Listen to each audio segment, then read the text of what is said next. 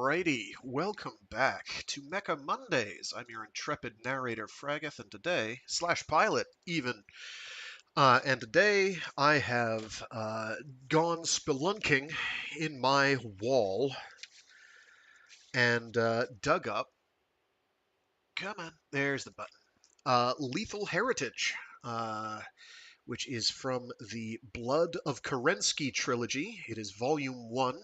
It is by Michael A. Stackpole. Now, this is a Battletech novel from way back in the day. So, way back in the distant future year of 1989, I want to say, is when this one's from.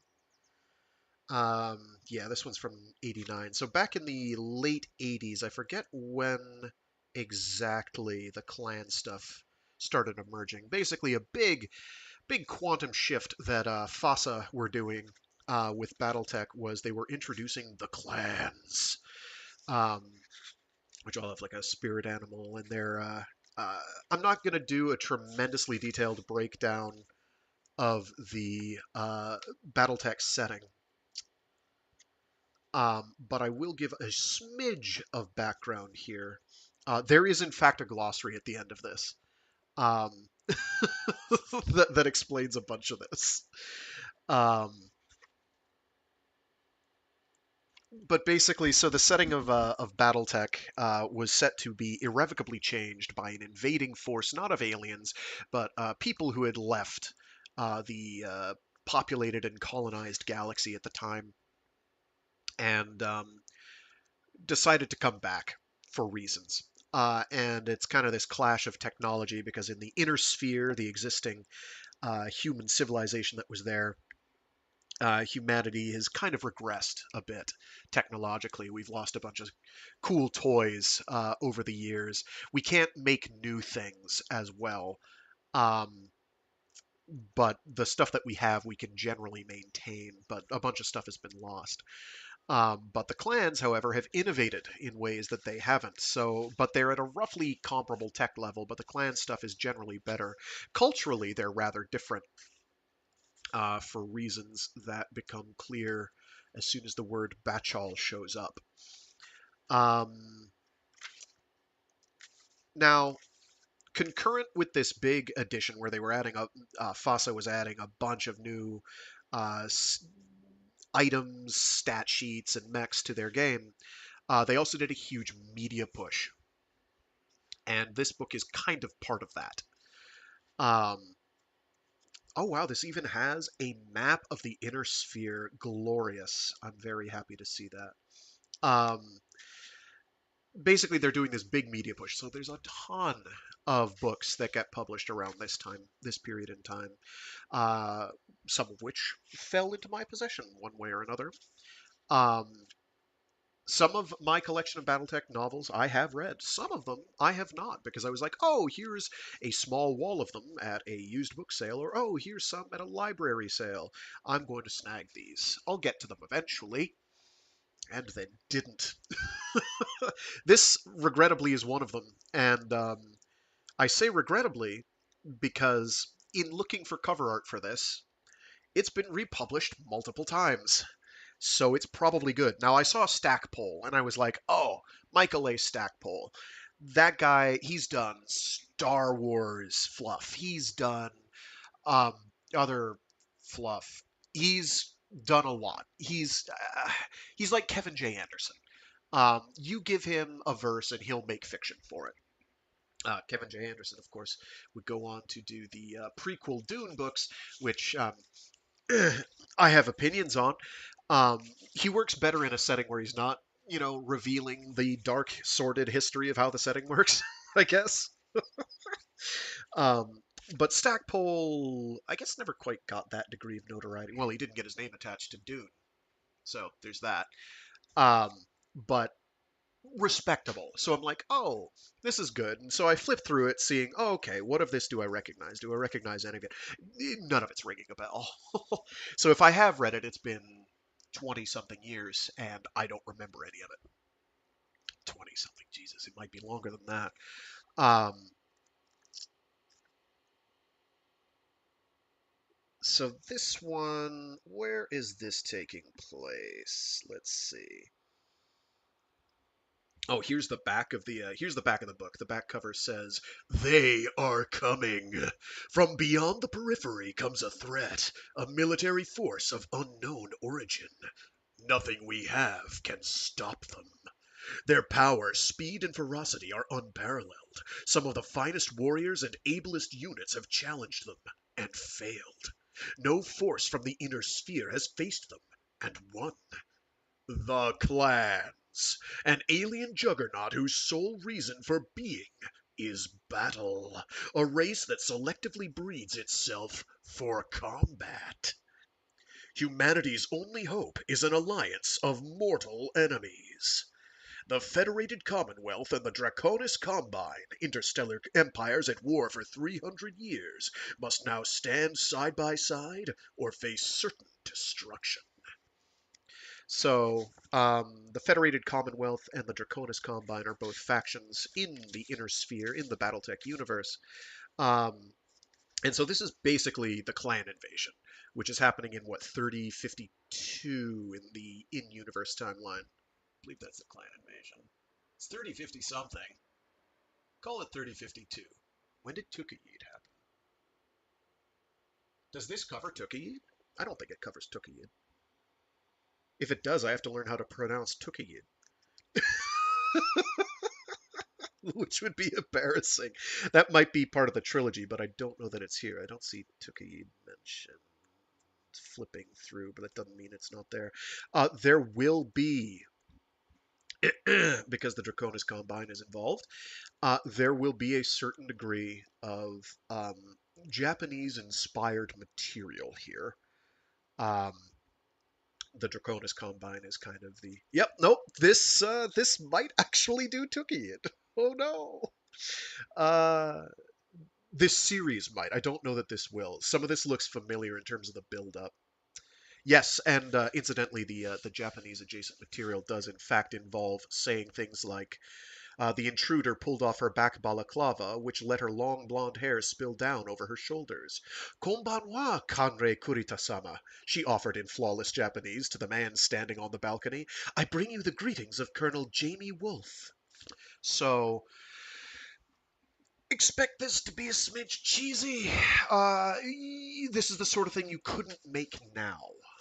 And yet there is much indeed Battletech fiction being made now. A lot of it is direct digital. I don't know how much of it is getting published into physical book format, but I have seen a bunch of new titles that have popped out because I guess FASA has been really putting in work. So good for them. With a lot of the new designs, the new mech redesigns, which I can take or leave. Some of them I actually rather like. Some of them I'm like, I miss the corny ones. Um, anyway, so on the cover here, I couldn't tell you exactly what the giant robot is. On the right, with the guy going, "Oh no," getting shot by a dude holding onto the cockpit, blasting away in an elemental, which is the Battletech term for a powered armor. Um, actually, I'm sort of embarrassed that I can't identify what that is. Could be part of the Falcon line. Not sure. We'll find out. Anyway, so this is a trilogy, and I haven't read them.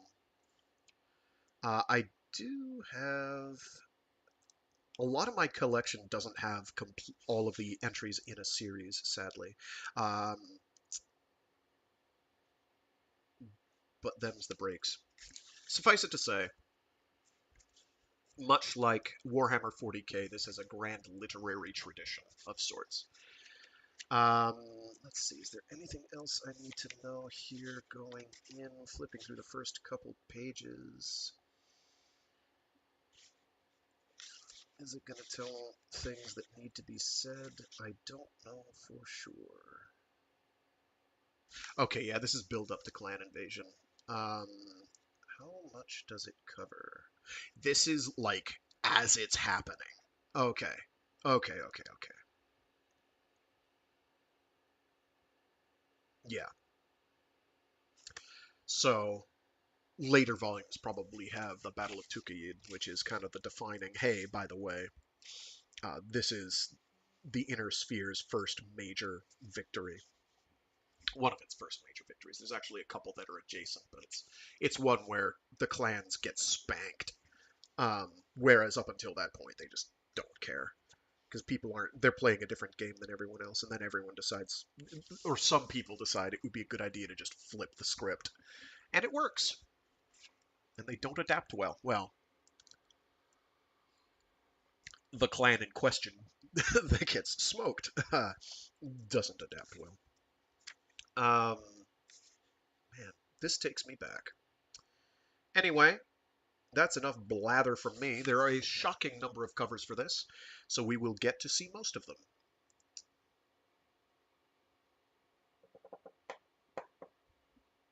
All right, let's get going and enjoy Lethal Heritage.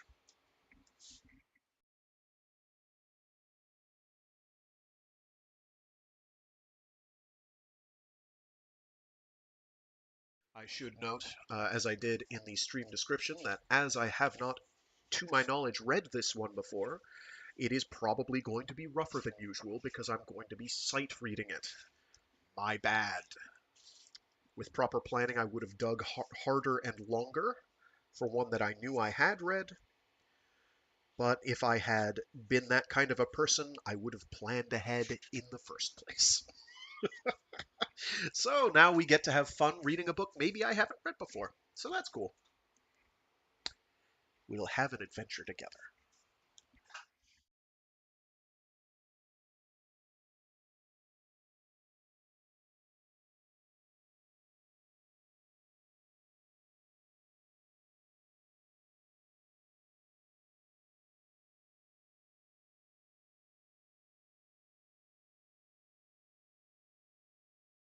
Lethal Heritage by Michael A. Stackpole.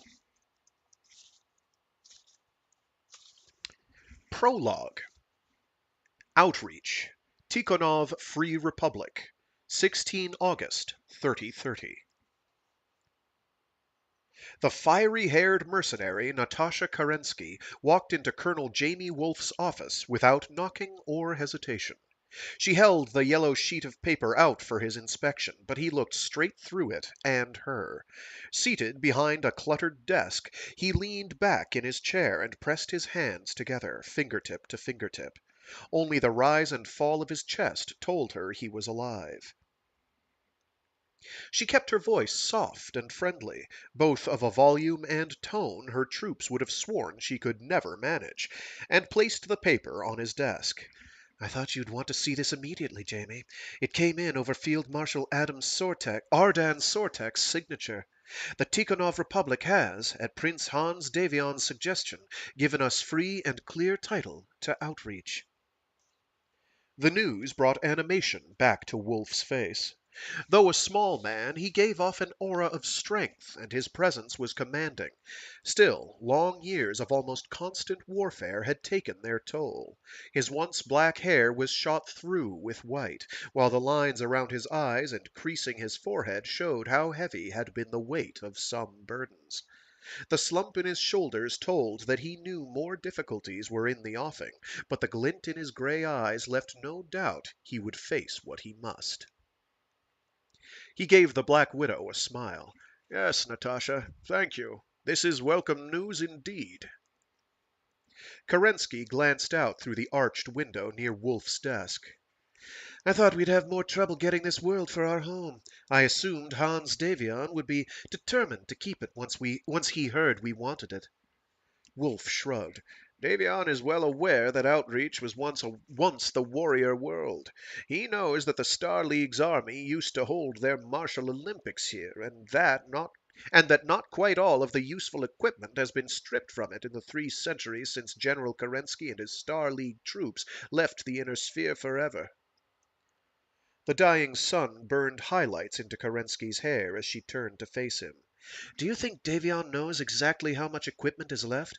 He'd surely have asked Quintus Allard to send some of his damnable operatives here to see what we would be getting." The leader of Wolf's dragoons smiled like a man with a secret. Hans has lived up to his nickname of the Fox rather admirably on this one. Quintus Allard asked us to complete a technological survey because he claimed he couldn't spare an agent for outreach at this time. Hans must certainly expect that we've withheld some information, but I don't think it matters to him. He's happy to have us here because it prevents local rebellions or a strike from the Free Worlds League. The report we sent back to Allard should be enough to quiet any complaints that we were handed a treasure trove of lost tech. The use of the idiom for valuable technology lost after the fall of the Star League era brought a brief smile to Kerensky's full lips, but her tone was worried.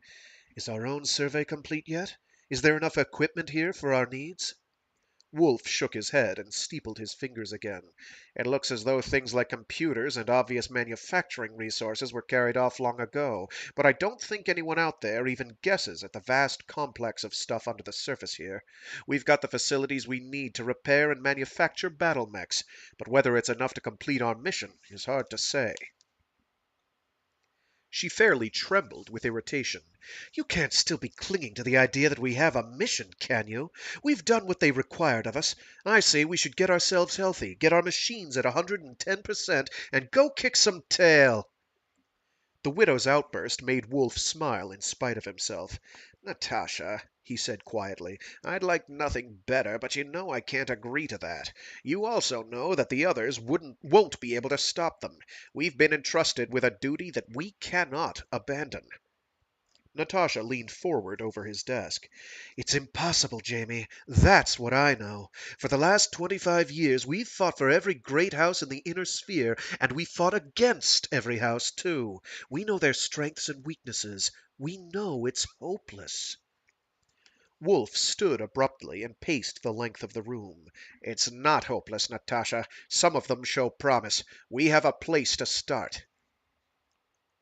Her sharp laugh brought him up short. Did you miss the last 2 years, Jamie?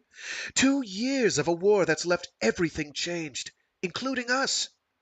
The Capellan Confederation has all but fallen to the Federated Suns. The Draconis Combine has been hit hard and lost dozens of worlds and crack units. The Lyran Commonwealth was almost split apart by the war, not to mention the death of Frederick Steiner and the loss of his 10th Lyran Guards in the suicidal attack on Dromini 6. As for the Free Worlds League, their government is so bound by red tape that they couldn't even mount a defense against the Tikhonov Free Republic's troops, and we both know that the province of Andurian is going to secede before year's end, with no trouble at all. Hans Davion may have planned this war well, and his Federated Sons come out the big winner, but he's raised his economy, and his people are afraid of another Comstar interdiction. In short, my friend, the successor states have clubbed themselves senseless. Wolf's eyes flashed at her badgering tone. That's all well and good, Natasha, but haven't you left out some more important factors that concern us? The successor states might be in sad shape, but not so all of the military. The Kell Hounds survived the war in good shape, as have the Eridani Light Horse and the Northwind Highlanders. I'll admit they're not enough to do everything, but it's a place to start. Natasha seated herself on the edge of Wolf's desk, watching him pace. You're not thinking of bringing them here to train, are you? You wouldn't compromise our security that way. Suddenly she slapped the open palm of her right hand against her forehead. You are planning to do that, aren't you? That's why Morgan Kell and his wife Salome are already heading here from their jump ship. Are you mad? How much does Kell know? Wolf drew himself up to his full height. Morgan Kell knows what I have trusted him with, and trust him I do. He and Salome are coming here so that we can run some tests and help them with an infertility problem. Actually, it's probably Salome. It's Salome, and I don't remember the official pronunciation. It's fine. The Black Widow's mouth gaped open. You told them about... The small man shook his head. No, I've not told Morgan everything, though I imagine he has figured out what I didn't. The man is a friend, and I've decided to help him. He is also a mech warrior of great skill and courage. While I do not plan to bring his Kell hounds here to train, I believe Morgan might be persuaded to prepare his forces to help us when the time comes. Furthermore, I think he would be willing to let us train some of his people. Oh, sorry. Furthermore, I think he would be willing to let us train certain of his people so that what we know can be passed on to others without jeopardizing our security. A shudder passed through her body. The next thing I expect to hear you say is that you're going to invite Comstar to set up a communication center here on Outreach. That suggestion won a chuckle from Wolf. Not a chance. Comstar may well control communications between stars in the inner sphere, but their benign pacifism died with Primus Julian Tiapolo. The new Primus, this Mindo Waterley, is aggressive and dangerous. She's already forced Davion to allow her to post battle mechs in Comstar compounds, as a condition for lifting the communications ban Comstar imposed over his federated sons. I'll not put us in that position. Natasha smiled. Ah, thank God you are sane after all. She sighed wearily. Look at us. We've been fighting here for 25 years. We should be retiring, not worrying about preparing others for a war that may not come. That task should fall to the whelps up and coming. Jamie laid a hand on Natasha's shoulder. I agree with you, but we have a problem. The youngsters have been raised here in the successor states of the inner sphere. We lost a good number of them 15 years ago in the Free Worlds League, and then even more escaping from the Draconis Combine 2 years ago. The survivors weren't raised with the same traditions as we are. They barely understand that we're different. And now we have outsiders among us. They, too, must be trained and inculcated with our ways. The only people who can do the training are those of us who have survived all these years. The Black Widow shook her head ruefully. You're right, of course. And they were right to put you and not me in charge of this fool's mission. She brought her head up and thrust her chin forward defiantly. If they're going to come, I only hope they come soon, before I'm too old to pilot a mech. They've got a lot to answer for, and I mean to make them pay. Wolf stood back and folded his hands across his chest. They're coming, all right, and it may be sooner than we think. As much as I understand your wish, I hope you don't get it. He looked at her straight in the eye. Because if we're still around and in fighting shape, you know the others won't have had time to prepare, and that means the fourth succession war that's just ended will seem like the overture to the end of mankind. There's a map of the inner sphere and major periphery states, military/political subdivision as of 3050. I'm not going to read you all the names.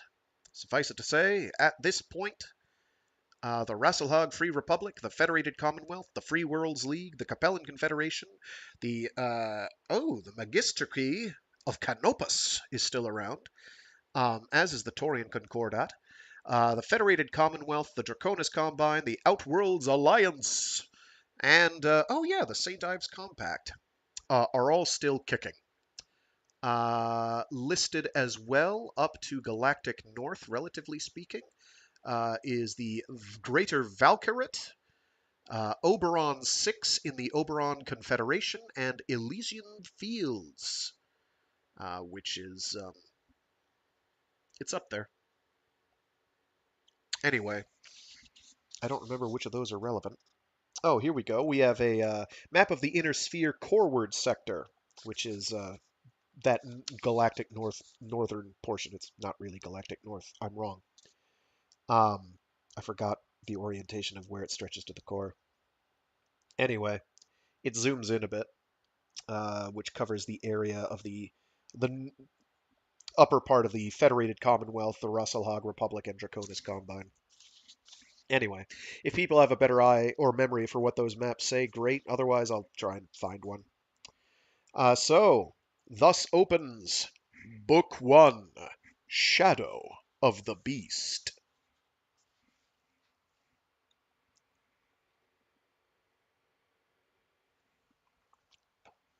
Speaking of shadows, every chapter shows their chapter number, and because this was the time period in which cool things were done, the chapter numbers have shadows that stretch out behind them. It's a pretty effect. Chapter 1, Stortalar City, Gunzburg, Radstadt Province, Free Rasselhag Republic, 19 May 3049.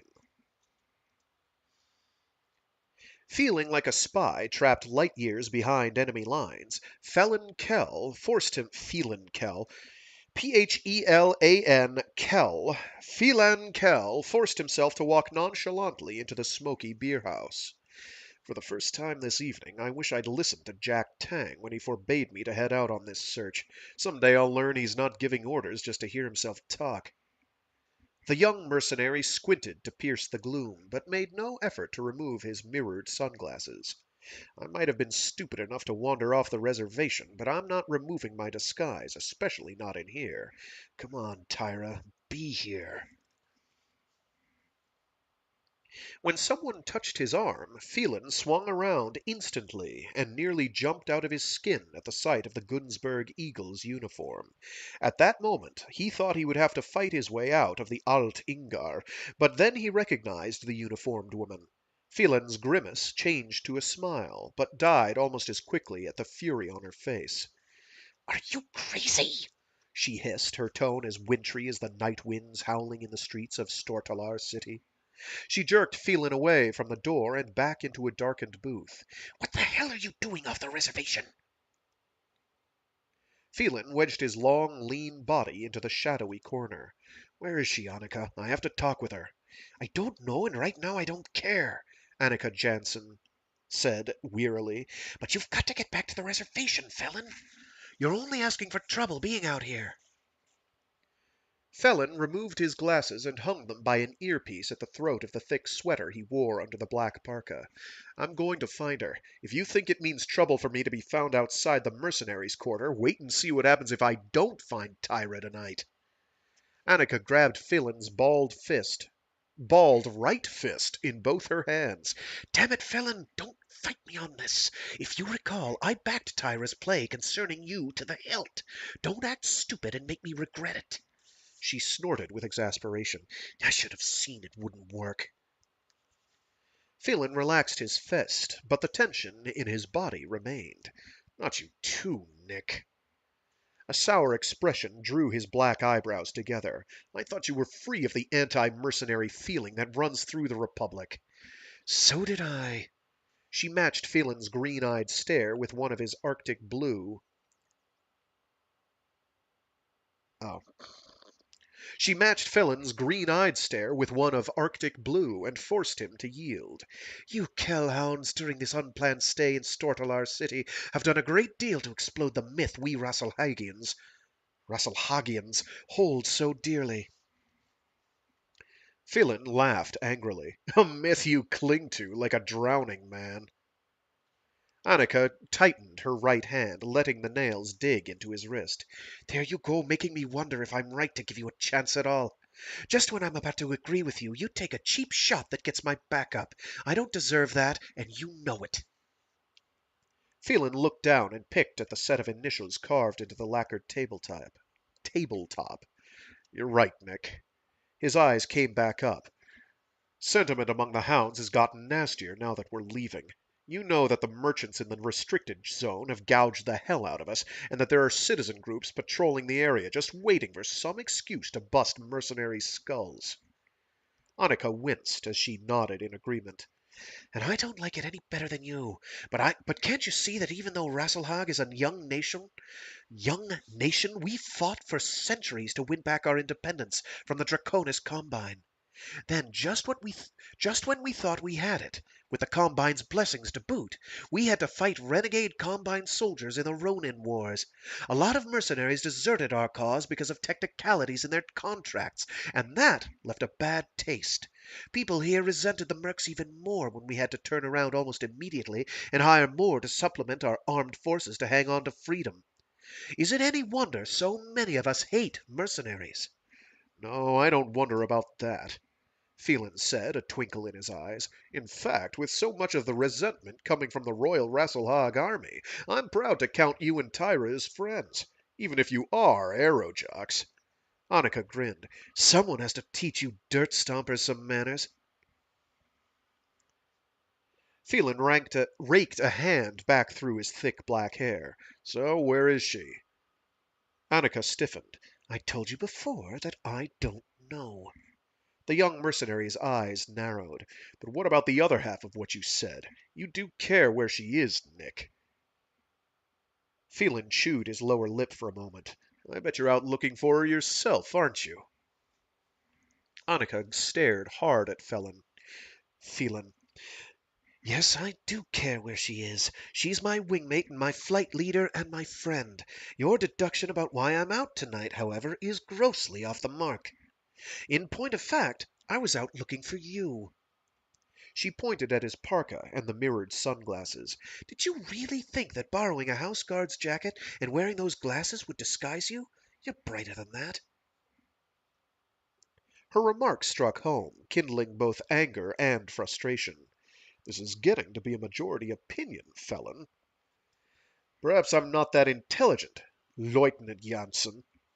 Annika pounded her fist into the table, then cast a quick glance around to see if anyone had noticed.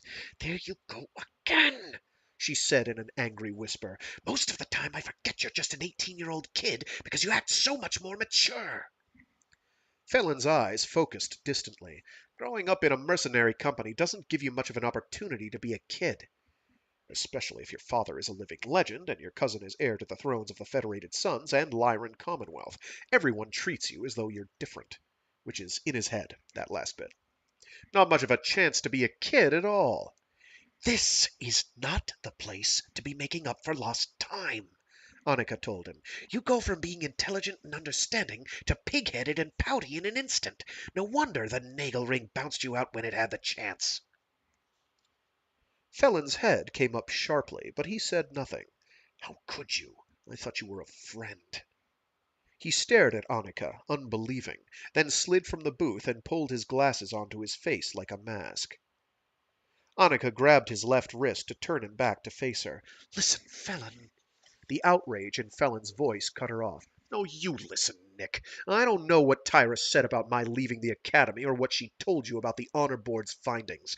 I had my reasons for what I did, and those academy morons chose to ignore them and the positive consequences of my actions.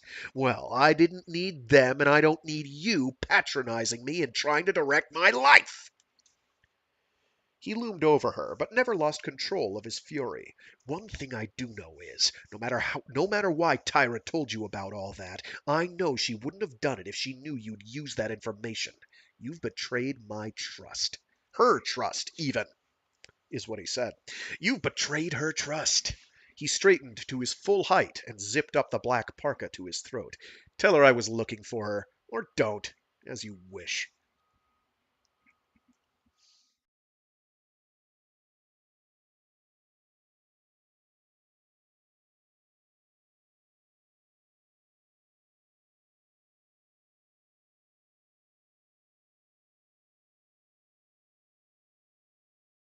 By the time Felon's anger cooled off enough to let him see straight, he was a block down from the Alt Ingar, his course unconsciously taking him further from the mercenary quarter.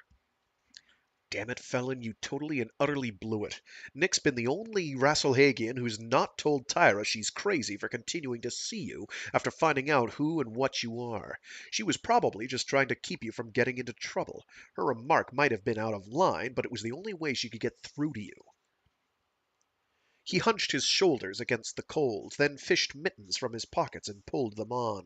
Looking up at the orange and gold striations of Gunsberg's nearest planetary neighbor, Felon shook his head. Yeah, he said to the deaf world floating above him in the dark void, wandering off the reservation was stupid. If I get chucked into the local jail, I'll not be out before the Louvre leaves this dirtball to rendezvous with the Cucamulus. Yes, it says Cucamulus. The Louvre. Okay. Italics. The italics are kind of scuffed. The print is somewhat faded. Um, so that threw me pretty badly. Wandering off the reservation was stupid. If I get chucked into the local jail, I'll not be out before the Lug leaves this dirtball to rendezvous with the Cucamulus. The idea of being stuck here until our transport returns from the periphery thrills me not at all. Phelan snorted out twin plumes of steam.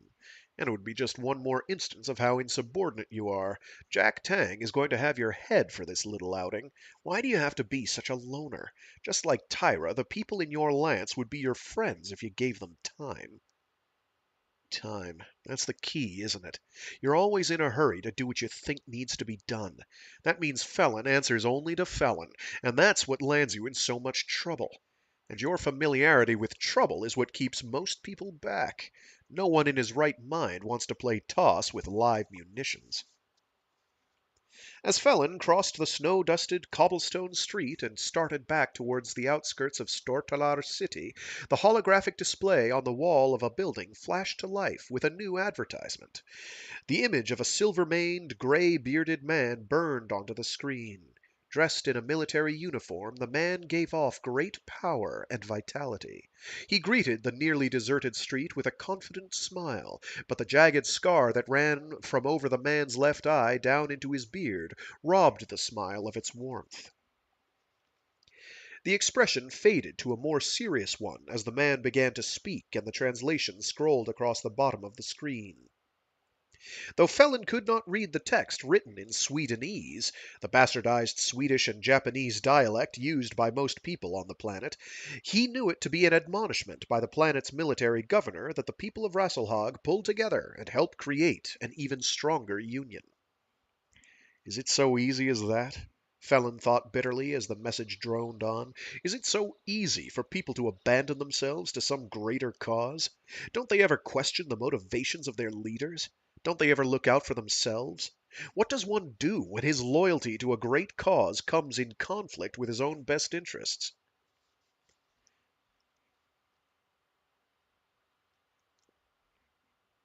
During the ad, the camera panned back just enough to make it plain to all viewers that the man was seated in a wheelchair.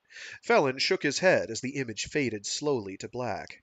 Trust Tor Miraborg to never miss a chance to remind people that he lost the use of his legs fighting for their freedom. Felon frowned as the steam from his breath covered his face with a translucent veil. Trust Tor Miraborg never to let people forget that mercenaries betrayed him and caused his injury. The echoes of Miraborg's voice recalled to Felon his first meeting with Gunsberg's Waldherr. Waldherr.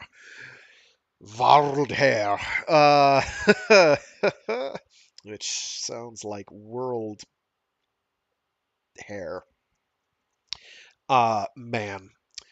The echoes of Miraborg's voice recalled to Felon his first meeting with Gunsberg's Waldherr, when he'd traveled down to Gunsberg with Captain Gwyneth Wilson in a shuttle to ask Miraborg for the liquid helium needed to repair the Q, which is the Cucamulus abbreviated. Guess the captain must have thought it would help to have the son of a legendary mech warrior along when visiting the high and mighty. Such a good icebreaker. Oh, Morgan Kell is your father? All Wilson wanted was enough liquid helium to refill one of the tanks surrounding the Kearney Fuchida jump drive. Bleh. All Wilson wanted was enough liquid helium to refill one of the tanks surrounding the Kearney Fuchida jump drive, but she hadn't counted on tangling with the Iron Jarl. Phelan spat at a snowbank. The way Tor reacted, you'd have thought we were the periphery raiders the Kell hounds had been hired to fight. He took special offense with me, as if my father's accomplishments somehow diminished his own bravery.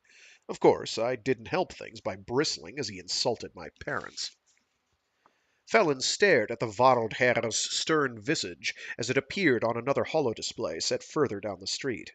Why don't you just give us the freeze juice? Why didn't you just give us the freeze juice and be done with it? If you had, none of this would have happened.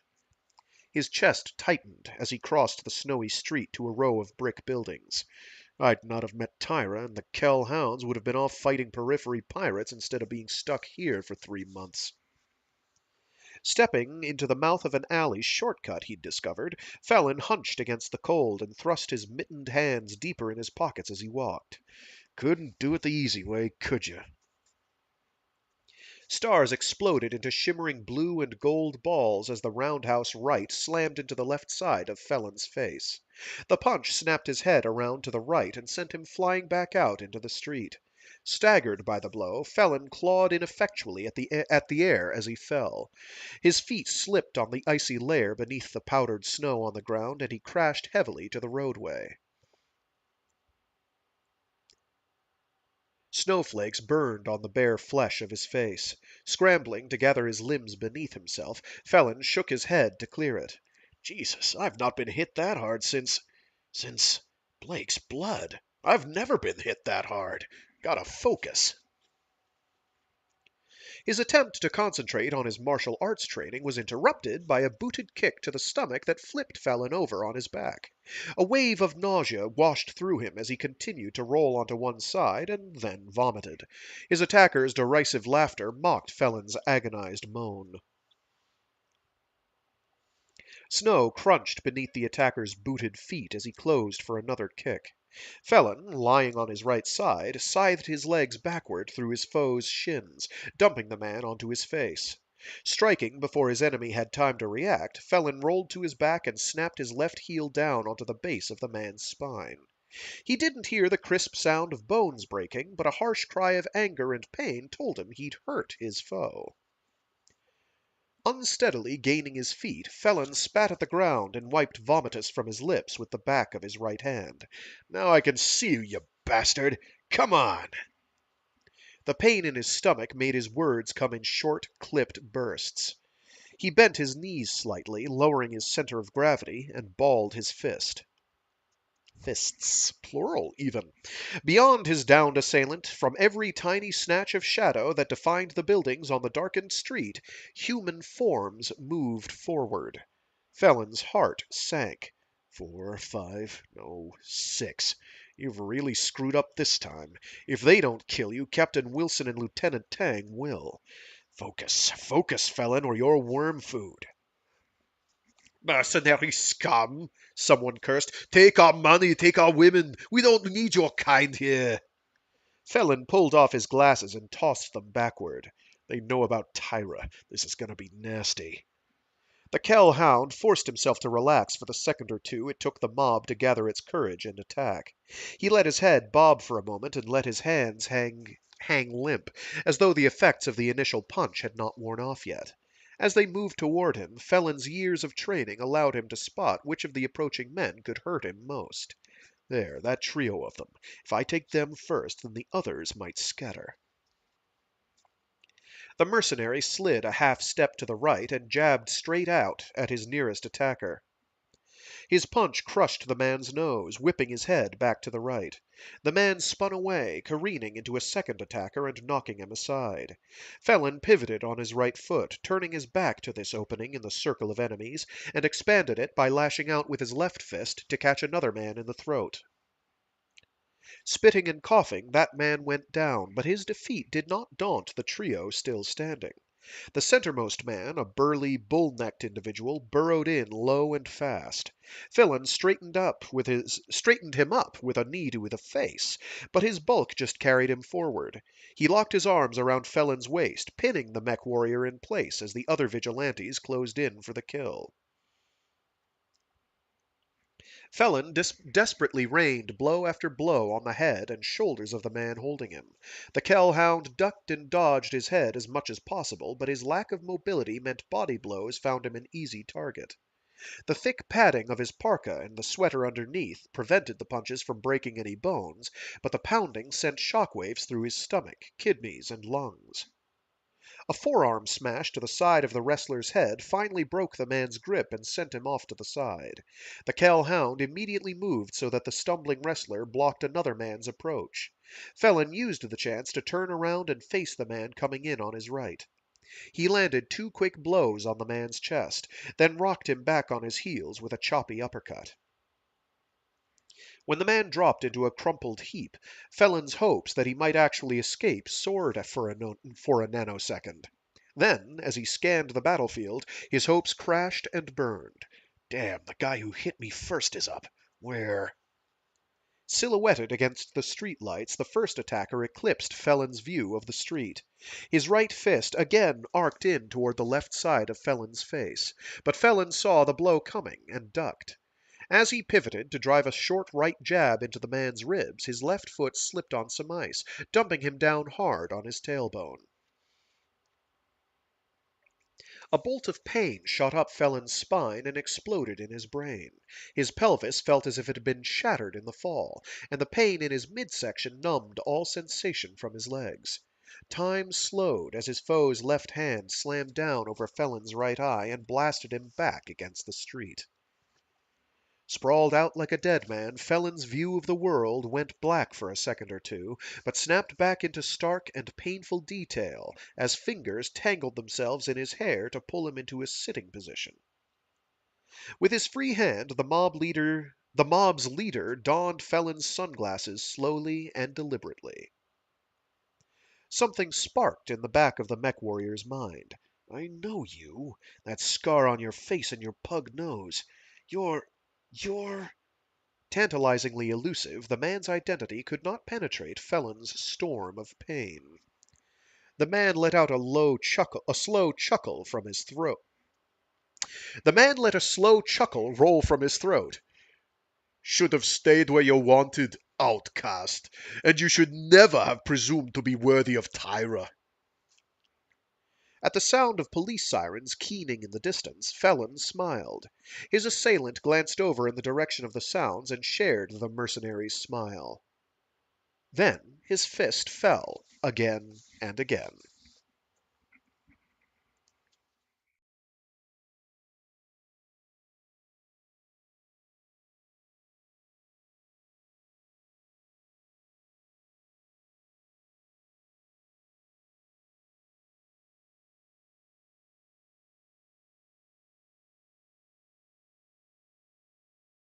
Chapter 2. The Nagelring. Tharkad, or Tarkad. Tharkad. Would any real Battletech aficionados please stand up and tell me how that's pronounced, because I'm not sure. District of Donegal, Lyran Commonwealth, 19 May, 3049. Victor Ian Steiner Davion pressed his back to the smooth wall of the Commandant's living quarters, letting the crowd's commotion roil around him.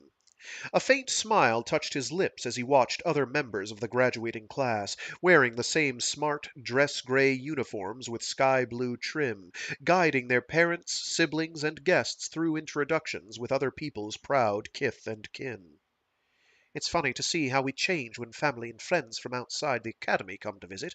The Nagelring's little world and its social order dissolve as the real world comes pouring in.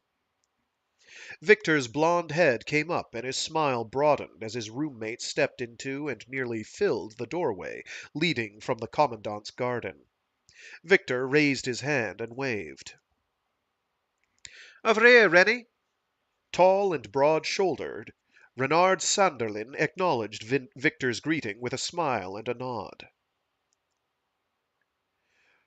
He turned back and led 3 more people into the room, then ate up the distance between himself and Victor with long-legged strides. Engulfing Victor's hand with his own massive paw, he pumped Victor's arm warmly. Hey, Vic, glad to see you still here. There was a line at the restaurant. Victor waved off the excuse and grabbed Rennie's left sleeve, pulling the larger man around just enough to see the unit insignia newly sewn onto the uniform's shoulder. Embroidered on a gold background in black thread, the head and mane of a roaring lion stared out at him. Victor's smile mirrored that of his friend. You made it into the Uhlans! That's great, Rennie! Congratulations! Oh, shit, that's the wrong character. Let's do it blind, he said. It'll be fine, he said.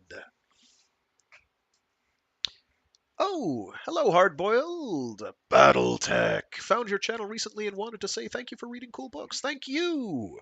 I intend to. And hello, Frank Misers. Thanks for tuning in.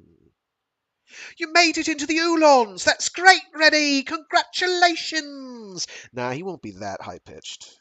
We'll figure it out. We're going to be figuring out voices on the fly. Uh, since well, no, he's a Davion. They're the holier-than-thou goody two-shoes faction.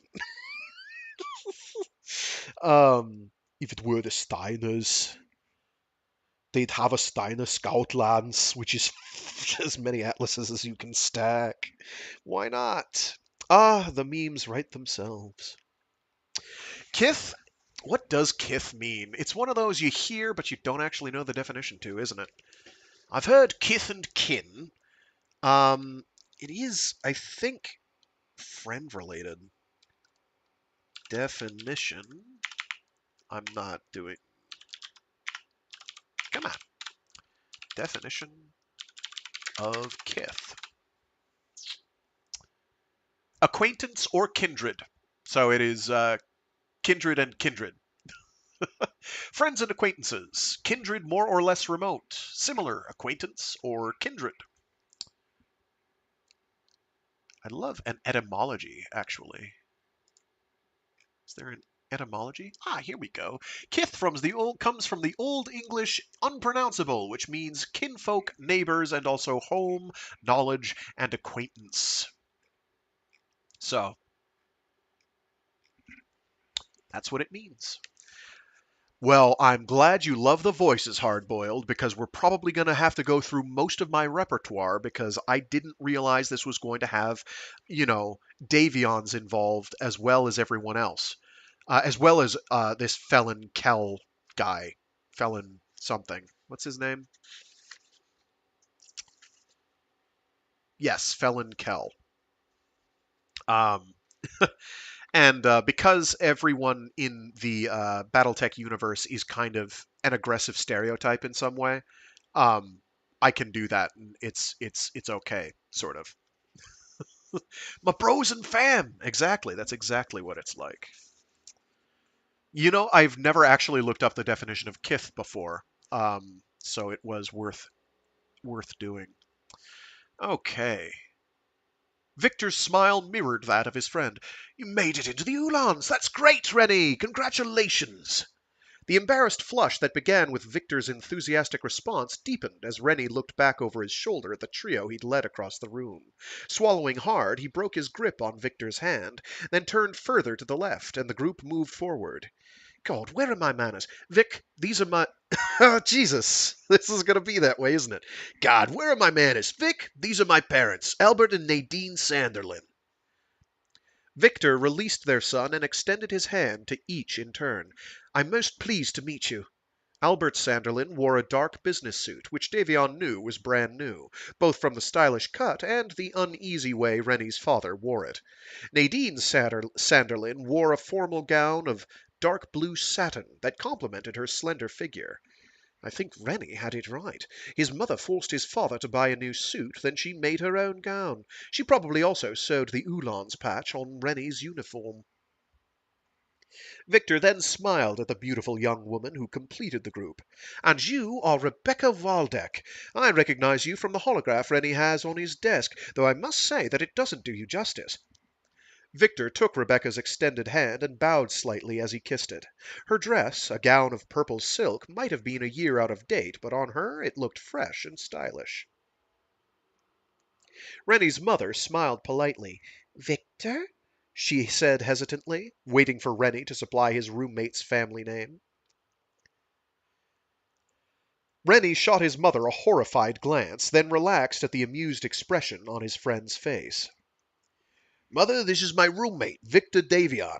He hesitated for a moment, then added more softly, Duke Victor Ian Steiner Davion. Vic is a honcho. He is a he comes from a big name family in the verse at this point in time. Victor saw Nadine Sanderlin stiffen, then begin to drop into a curtsy. He leaned forward, gently catching her by the shoulders. Please don't, he said, color rising to his cheeks. He pointed to a gold cord looped around Rennie's left shoulder and then to the similar braid around his own. This reception is for those of us fortunate enough to be in the top 5% of our class. Here, thank God, I am among equals, and wish to be treated no differently than my friends. Nadine Sanderlin pressed a hand to her mouth.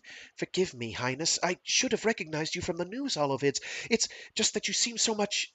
I mean, in the holovids you're—" She stopped, embarrassed again. Victor reassured her with a smile. "I know. I think the holovids make me look taller, too." He laughed easily. "I feel sorry for the camera operators, most of whom are your son's size. Their directors have them shoot from impossibly low angles to make me seem taller. At 1.6 meters, that means the angles are very low indeed. Yes, we literally just gave the man's height. We decided to say, hey, Victor, Duke Victor Ian Steiner Davion is a 1.6-meter tall manlet. There. In case you were ever wondering, Victor glanced at Rennie and slapped the back of his right hand against his roommate's flat stomach. "Of course, finding uniforms to fit me is easier than it is for pituitary giants like your son." A grin brought life to Albert Sanderlin's angular face. "You have to understand, Highness." Davion held up his hand. "Victor, please." Sanderlin nodded briefly. "Victor, we weren't quite sure if Renard was stretching the truth a bit when he sent us a holodisc saying he'd become your roommate his last year at the Nagelring." He held up his calloused hands as though to ward off a protest. "Not that we'd expect Rennie to lie, but we wondered whether he might be exaggerating somewhat. Even when his messages talked about his roommate, Victor, well, it all sounded so—" "I understand, Mr. Sanderlin." Victor smiled warmly. "As I hear it, if someone in the Cadet Corps hasn't reported himself to be my roommate, he's at least claiming to be in the same company." He turned to Rennie. "No, Rennie and I became friends when he took pity on me and helped me through the cryophysics and astronavigation back in our Trey year. In fact, if not for your son, I'd not be here at this reception." Rennie licked his lips nervously. "Yeah, you'd have gotten all that stuff anyway, Vic. But if you hadn't spoken to your cousin, I'd not have been admitted to the first Cathalulans." Victor shrugged. "I just told Morgan he'd be missing the hottest graduate of the Nagelring since Katrina Steiner herself. If you hadn't measured up, you'd not have been made a lion." The Prince of the Federated Suns and the Lyran Commonwealth turned his attention back to Rennie's guests.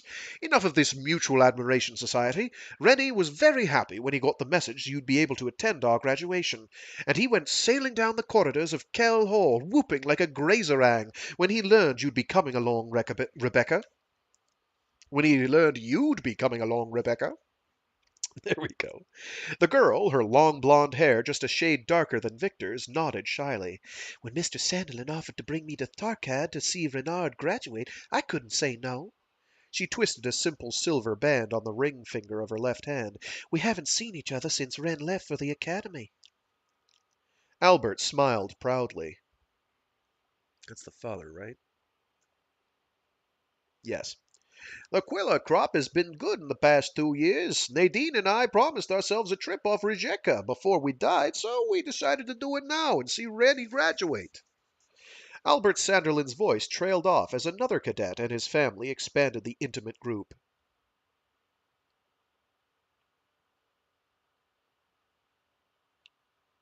Huh.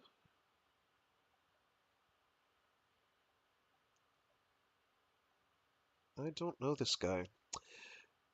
Albert Sanderlin's voice trailed off as another cadet and his family expanded the intimate group.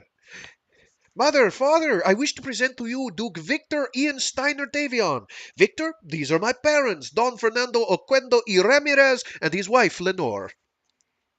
Victor formed his face into a very public smile and kept it frozen in place. His voice, deadened from the enthusiastic friendliness of moments before, was none the less cordial. "I am most pleased to meet you." He lifted his head, stiffening his spine and giving the cadet's parents an appraising glance. Don Fernando bowed from the waist before extending his hand to Victor. Victor shook his hand courteously, then waited for Lenore to curtsy before taking her hand and brushing his lips against her knuckles. "Our son, Ciro, has told us much about you, Highness." Victor acknowledged Lenore's comment with a slight nod. "I'm sure he has, Donna Lenore. It was a pleasure meeting you. I hope you enjoy the reception." Victor's plastic smile remained in place long enough for the nobles to realize they'd been dismissed, then it melted into a more genuine expression as he turned back to the Sanderlins. Rennie let a low chuckle rumble from his chest as Ciro and his parents withdrew. I wonder what Ciro the hero told his folks, Vic. Do you think he mentioned how you took his forces apart in the tactical simulations we did last year? Victor composed his face into a fair imitation of the recently departed cadet, and let his voice rise up to match Ciro's. See, Mummy, the Duke and I engaged our forces against each other in class last fall. I wouldn't say I embarrassed Victor, but the outcome was most unexpected. Letting his voice return to normal, Victor added, It's true, he didn't embarrass me, and I never expected to win that quickly.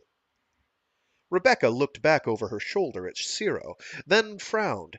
He sounds dangerous. What unit will he be assigned to? Victor and Rennie shared a private smile. We're negotiating on his behalf to get him a position with Romano Lau's personal bodyguard, or a periphery pirate gang, Victor laughed. Rennie elbowed his roommate. Spooks, 11:30 in closing. Victor looked over toward the room's main entrance. Several men and women, moving singly and in pairs, entered the room. They smiled cordially and drifted through the crowd with seeming purposelessness, but their wary eyes continuously scanned the room. Rennie tagged it perfectly. That's the advance team. Victor saw the puzzled looks on the faces of Rennie's guests. Not to worry, Mrs. Sanderlin. Rennie and I have spent a certain amount of time eluding the CID agents assigned to safeguard me. He's even better at spotting them than I am. He glanced back at the doorway. This many infesting the party means my parents cannot be too far behind. Some of the color drained from Albert Sanderlin's face. Well, it was nice meeting you, Victor. He turned to his son. Come on, Renard, we should circulate some more. Victor held up his hand. No, please don't. No, please don't go.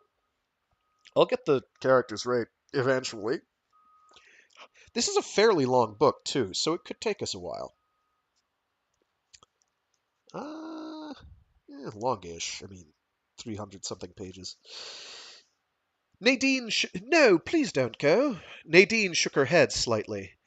Highness, we are simple quillar farmers from Rijeka. She looked over at Ciro Oquendo and his parents huddled nearby. We're no one special. A heartbeat's worth of anger shot through Victor's eyes. You're wrong in that, Mrs. Sanderlin. You are the parents of someone I am very proud to call a friend, and that makes you special indeed. Between friends, and by extension between their families, there are no ranks.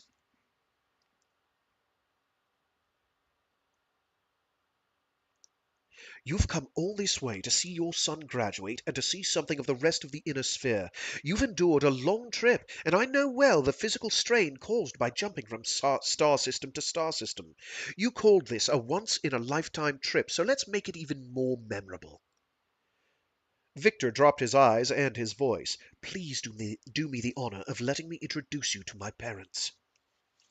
Albert Sanderlin gave his wife's hand a reassuring squeeze, then nodded at Victor in silent assent. As Davion turned his attention back to the doorway, a buzzing whisper filled the room. He felt his own heart beating faster and the ache of a lump in his throat. His mother appeared first, on the arm of the Nagelring's commandant. Tall and girlishly slender, Melissa Steiner Davion showed her age only in the mature grace of her movements. The blue gown she wore, a shade darker than the blue trim on the cadets' uniforms, was cut in a stylishly youthful fashion. The silken material had been slashed diagonally to her left knee, exposing a shapely calf, and again at the right shoulder, baring her right arm. The diamond and sapphire necklace and drop earrings matched the gown's hue. Her blonde hair, worn up, was encircled by a simple platinum coronet. Behind her, escorting the commandant's wife, came Prince Hans Davion. Wearing the navy blue dress uniform of the Davion Heavy Guards, Hans Davion stood tall and proud. Age had leached some of the ruddy color from his hair, especially at the sides and back, and had given his face a few seams, but no one would ever mistake that for a sign of weakness. The prince, his blue eyes bright, exuded a confidence and power that crackled through the gathering like static electricity. Victor felt the ache in his throat drain and his smile broaden. "It's been far too long since I last saw you." He tugged at the hem of his dress jacket. "I hope I've made you proud." Melissa freed herself from the Commandant's arm and made her way across the room to her son. As she came toward him, Victor was reminded of his late grandmother, Katrina Steiner. "The way my mother carries herself, and those grey eyes, she is so much like her mother." The memory of his grandmother faded as Melissa came nearer, and he smiled with the pleasure of seeing her again. "Then again, my mother is like no one else." Victor opened his arms and took her into a warm embrace. "Hello, mother," he said, planting a kiss on her cheek and giving her another squeeze. Still with one arm around her, he turned to greet his father. Their hands met in a firm grip. Then Melissa stepped aside as father and son pulled each other into a back-slapping hug. Victor turned to Rennie and his family. "Father, mother, it is my great pleasure to introduce Cadet Renard Sanderlin, his parents Albert and Nadine, and his special friend Rebecca Waldeck." Victor smiled as he avoided Rennie's earlier mistake. "These are my parents, Prince Hans Davion and Archon Melissa Steiner Davion." Hans immediately kissed Nadine Sanderlin's hand. "I understand we have your son to thank for Victor's successes in the more difficult mathematical subjects taught here." Hans smiled warmly. "Would that Renard had been at Albion when I was there. Then I might have graduated at the top of my class." Nadine, mute with terror, nodded and smiled, but no one noticed her silence in the round of exchanged greetings. Rennie snapped a smart salute to the prince, which Hans returned equally crisply before shaking Rennie's hand.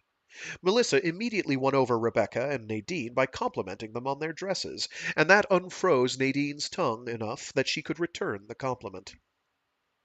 The informal curtain of bodyguards that drifted between the royal family and the rest of the party held Ciro Oquendo and his kin at bay, but they did not prevent three other people from joining. Victor and his parents. Oh, that is not a comma. That is an apostrophe on the line below. Goodness gracious! The informal curtain of bodyguards that drifted between the royal family and the rest of the party held Ciro Oquendo and his kin at bay, but did not prevent three other people from joining Victor and his parents. The first was a tall, broad-shouldered man whose coppery hair was worn long enough to hide the golden marshal's epaulets on his black uniform and to half obscure the dozens of campaign ribbons on his left breast. The woman on his arm wore a black and gold gown that contrasted dramatically with her fair hair. Victor greeted both with a smile, then turned to introduce them to the others. "Rennie, this is your new commanding officer, Marshal of the Armies Morgan Hassek Davion, and his wife, Duchess Kim Hassek Davion." Victor left it to Rennie to introduce his parents as he turned toward the third newcomer. Standing closer to what Victor considered a reasonable height, the slender man smiled warmly at the prince. The laugh lines at the corners of his almond-shaped eyes and the occasional snowy strands showing through his coal-black hair were the only hints of the man's true age. He extended his right hand to Victor, allowing his glove-sheathed left hand to remain hidden at his side. "Congratulations, Highness, on your graduation with honors." Victor shook the visitor's hand firmly. "Thank you, Secretary Allard." Justin Allard narrowed his brown eyes.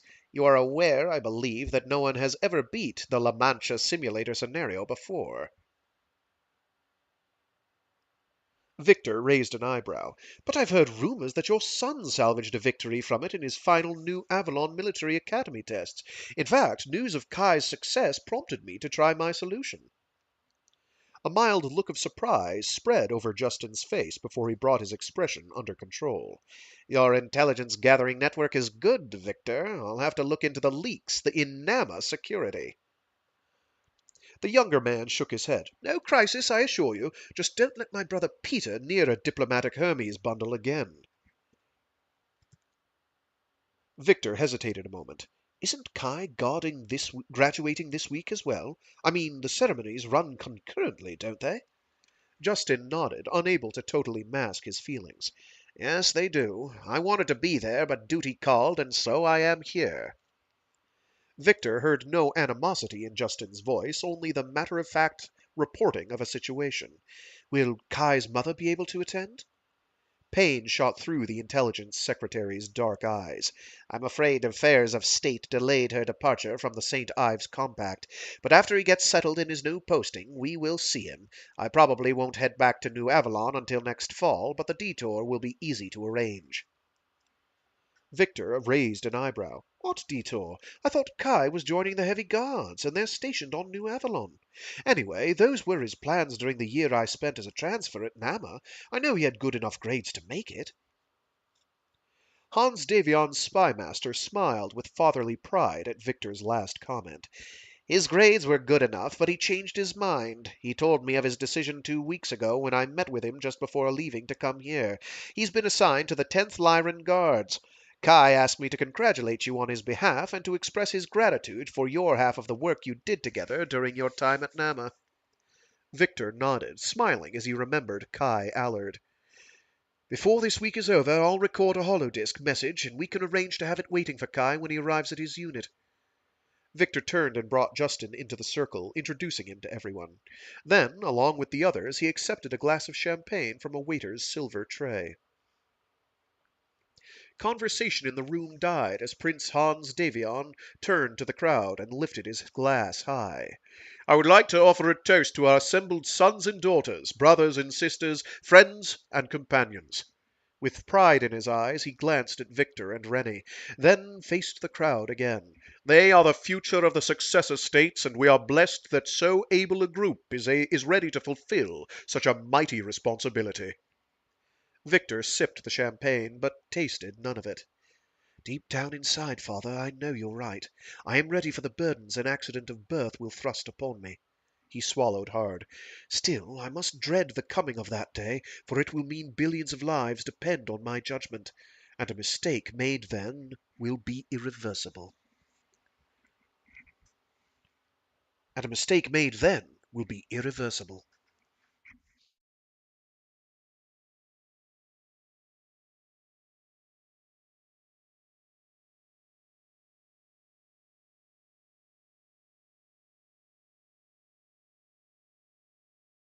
Chapter 3 Starglass Beach, Emerald Ocean, New Avalon. Crucis March, Federated Suns. 19 May, 3049. Kai Allard felt his heart sink as he spit out the hydrolyzer pack's regulator. He swayed with the minor swells of the warm ocean water, but resisted its urging long enough to remove his swim fins and set his diving mask back on his head. No sense in delaying it, Kai. It's obvious she knows. He licked the tangy brine from his lips. You can't run now. Wading in toward the black sandy shore where she waited, he shrugged off the hydrolyzer, yet still felt weighted down by an oppressive heaviness. The waves pushing him into shore warred with the undertow trying to drag him back out to the depths, but neither force could gain sufficient purchase on his lithe form to win the battle. As Kai drew close enough to see the redness rimming her eyes, he toyed momentarily with the idea of surrendering to the undertow, of letting it drag him out and down to where he would have no more troubles.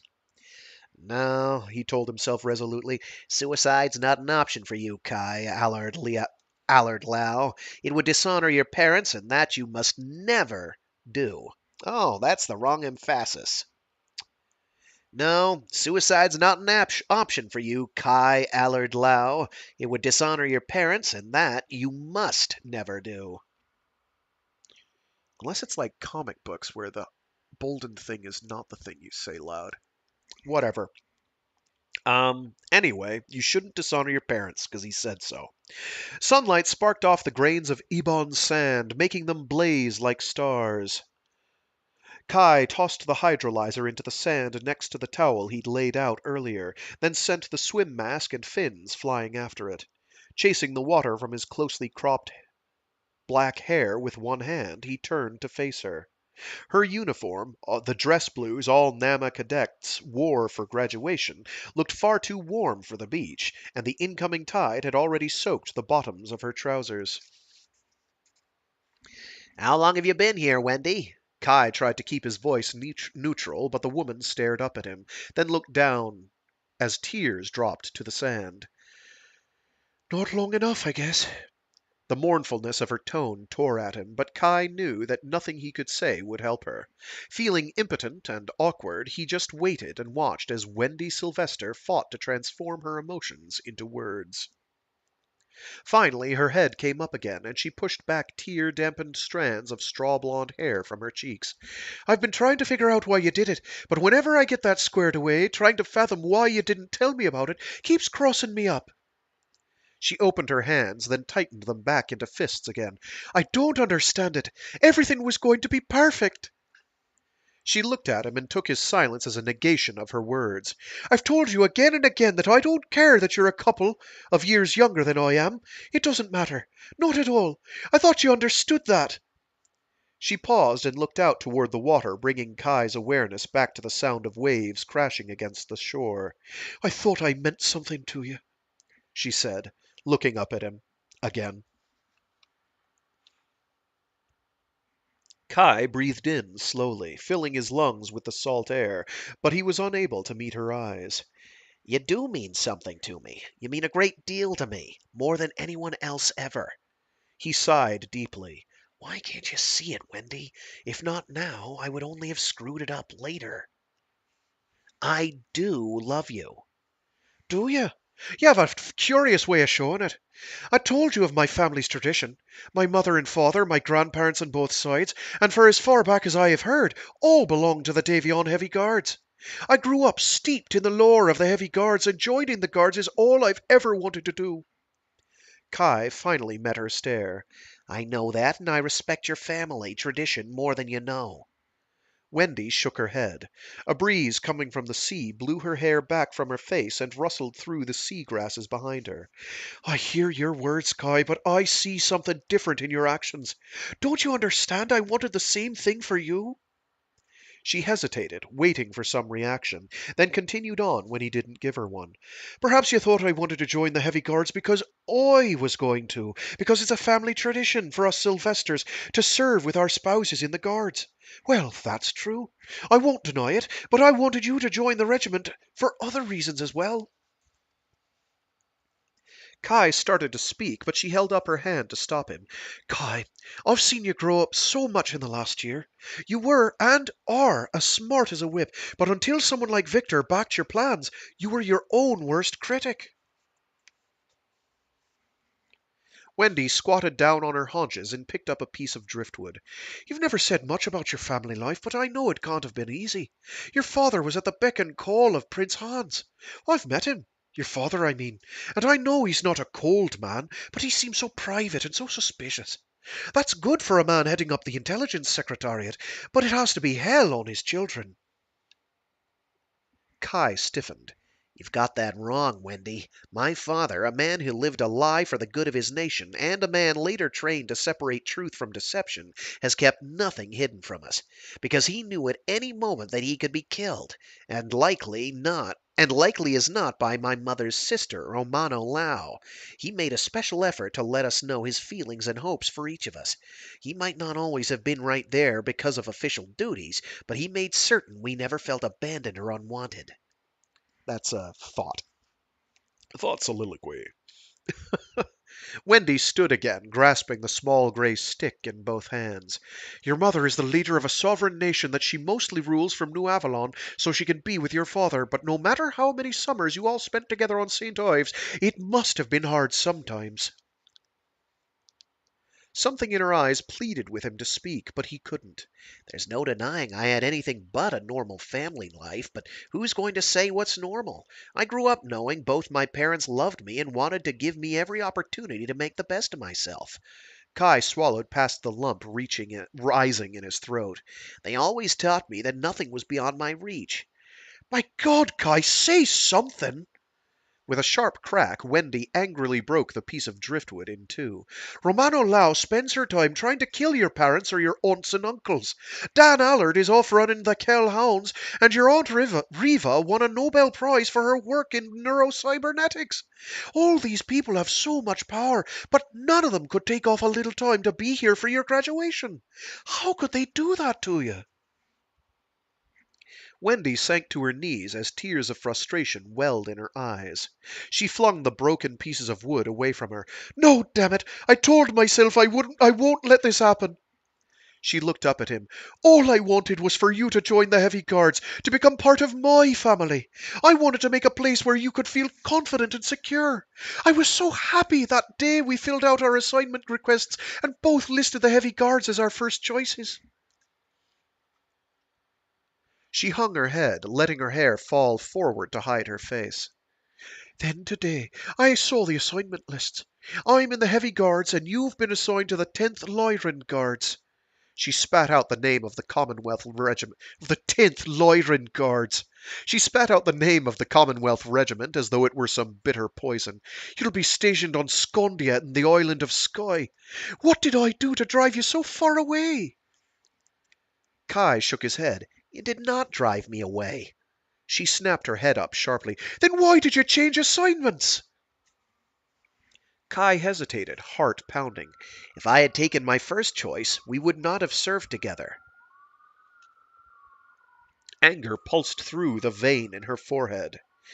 What are you talking about? You're fifth in the class. Your grades guarantee your choice of assignment, and I saw you list the guards, the Heavy Guards, as your first choice. One sec, those sirens are fading now, so I don't have to pause. Never mind. Sorry. It's a nice day, so I'm going to get some air in here.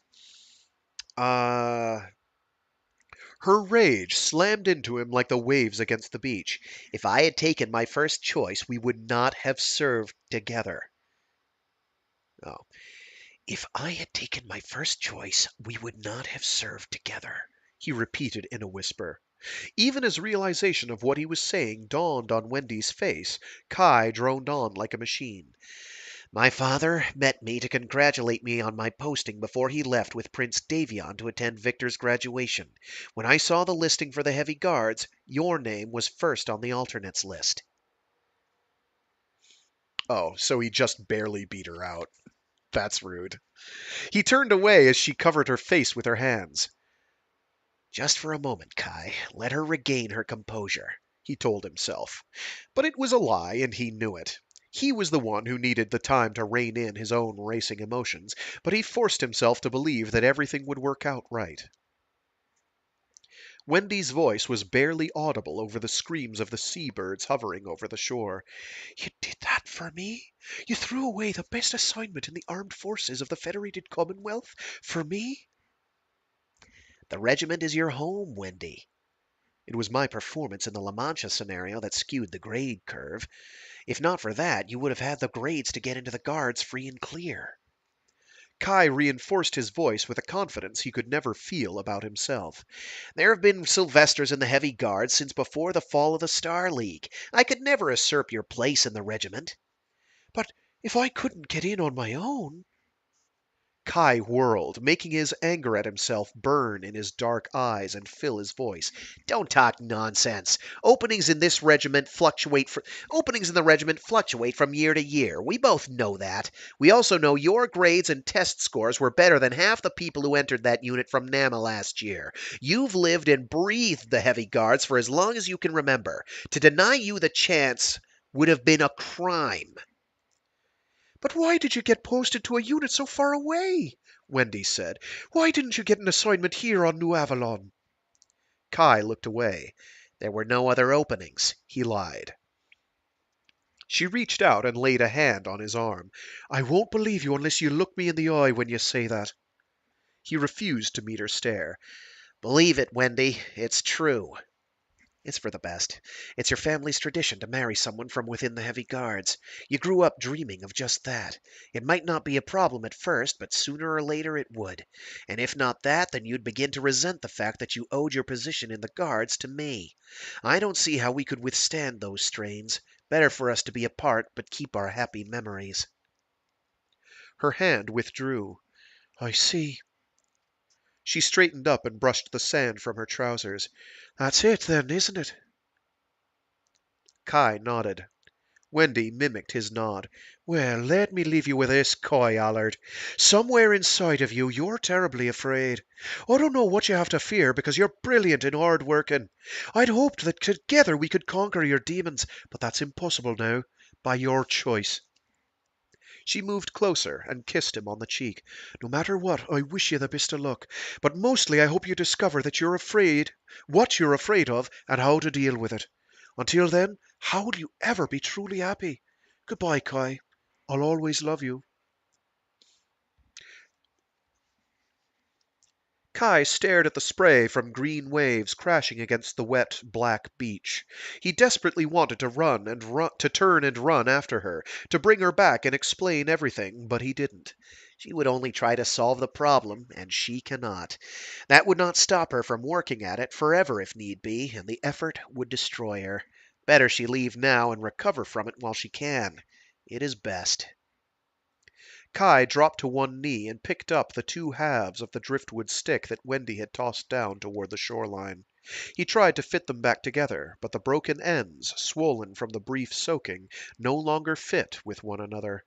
Angry, he jammed them together, then one cracked and slipped, driving a jagged wooden splinter into his left hand.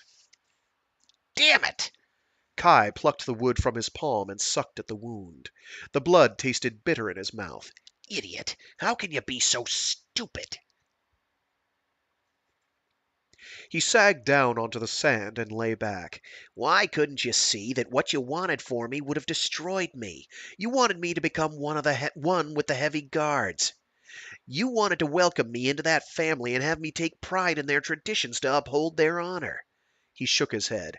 Why couldn't you see how that would have made the house of cards called Kai Allard Lau collapse?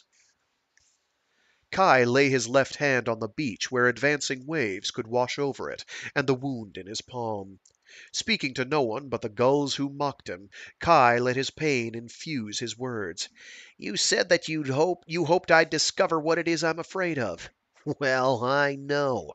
I've known it ever since it dawned on me what the name Allard Lau actually means. You were afraid I had no family, no anchor for my life. The fact is that I have two anchors, and their combined weight is what drags me under. The brine pouring over his hand burned like fire, but Kai consciously overrode his body's reflex to pull his hand back from the sea. He savored the pain and the minor victory over himself it represented. I already have so much to live up to that I don't know if I can stand it. My mother was a successful mech warrior and military commander before she took on duties within the government of the Capellan Confederation. She managed to survive within the lunatic asylum that was the Chancellor's Palace on Cyan, then left when things became unbearable. Her people, the people of St. Ives, chose to follow her when she left the Confederation. Billions upon billions of them willing to endure the hardships of a possible civil war out of love and belief in her. Kai swallowed hard. He is talking this whole time, by the way. Oh, I fixed my mic optical antenna? That's good, because I have no idea what I did to fix it. I don't know. It just started working again. I don't know. Yes, I did in fact try to unplugging it and replugging it in, and that might have done it. Where were we? So yes, he's soliloquizing. He is giving us a lore dump, a background lore dump, to explain his position in the setting. It's very Game of Thronesy. Um, or, and that's the point. It's there's lots of noble family skullduggery. There's a bunch of other stuff going on, and then it's all really just a giant mess. And then the clans show up and completely upset the apple cart, so that people have to get their shit together, but quick, or be just stomped into the ground. The clans would never have successfully taken over the entire inner sphere. By the way, there was just no way it was going to happen. But nobody tell them that because they were going to try anyway. Um, Kai swallowed hard. And my father, already a decorated war hero, he agreed to undertake an incredibly dangerous spy mission that put him body and soul into the Capellan court. Before he could get there, though, he wandered off to Solaris, the game world, and proved himself the best mech warrior in the successor states, despite having been maimed in a previous battle. Once at the court of Maximilian Lau, my father became his trusted advisor and managed to thwart all of Lau's counterstrikes against the Federated Suns, while the Suns ate up half the Confederation. Then my father returned to New Avalon and was proclaimed a hero by Prince Hans Davion. Kai chewed on his lower lip to stop it from trembling. That's why I couldn't join you in the Heavy Guards. I already have so much to live up to. My parents, God love 'em, take pride in everything I do, and I struggle never to fail them. But that's the problem. I know I will fail them. He glanced down at his punctured hand. In some way, some day, I will fail. I just don't want you to go down with me. Kai rolled onto his side and looked back, hoping perhaps that Wendy had returned and overheard him. Instead of her smiling face, understanding and accepting, he only saw the long line of her footsteps angling back along the shore. The waves had already stolen those footprints nearest him and threatened to blot out all evidence of her presence. Kai nodded grimly. It's for the best, Kai. In the Lyran Commonwealth, you will be alone. You can be yourself, and that way, when you stumble and fall, no one will be hurt but you.